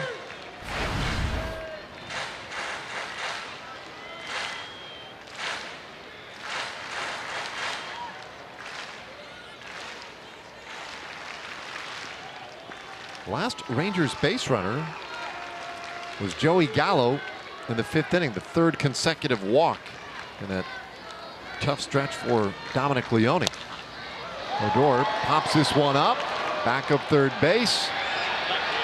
Donaldson is out there and puts it away. So this one is over. And what a thud of a finish tonight. Rangers couldn't hold the 1-run lead in the 9th inning, and they fall to the Blue Jays 7-6, the final score in the opening game of this 4-game series. Now John Radigan, Pudge, and Mack, they'll be back talking about the way this thing wrapped up today. They'll have all the player reactions, analysis, and everything else you've come to expect. We'll be back here in the booth to talk a little bit about Adrian Beltre's night. For Tom Grieve, Emily Jones, and our entire crew, I'm Dave Raymond. Stay with us. Rangers Live postgame show starts right after this.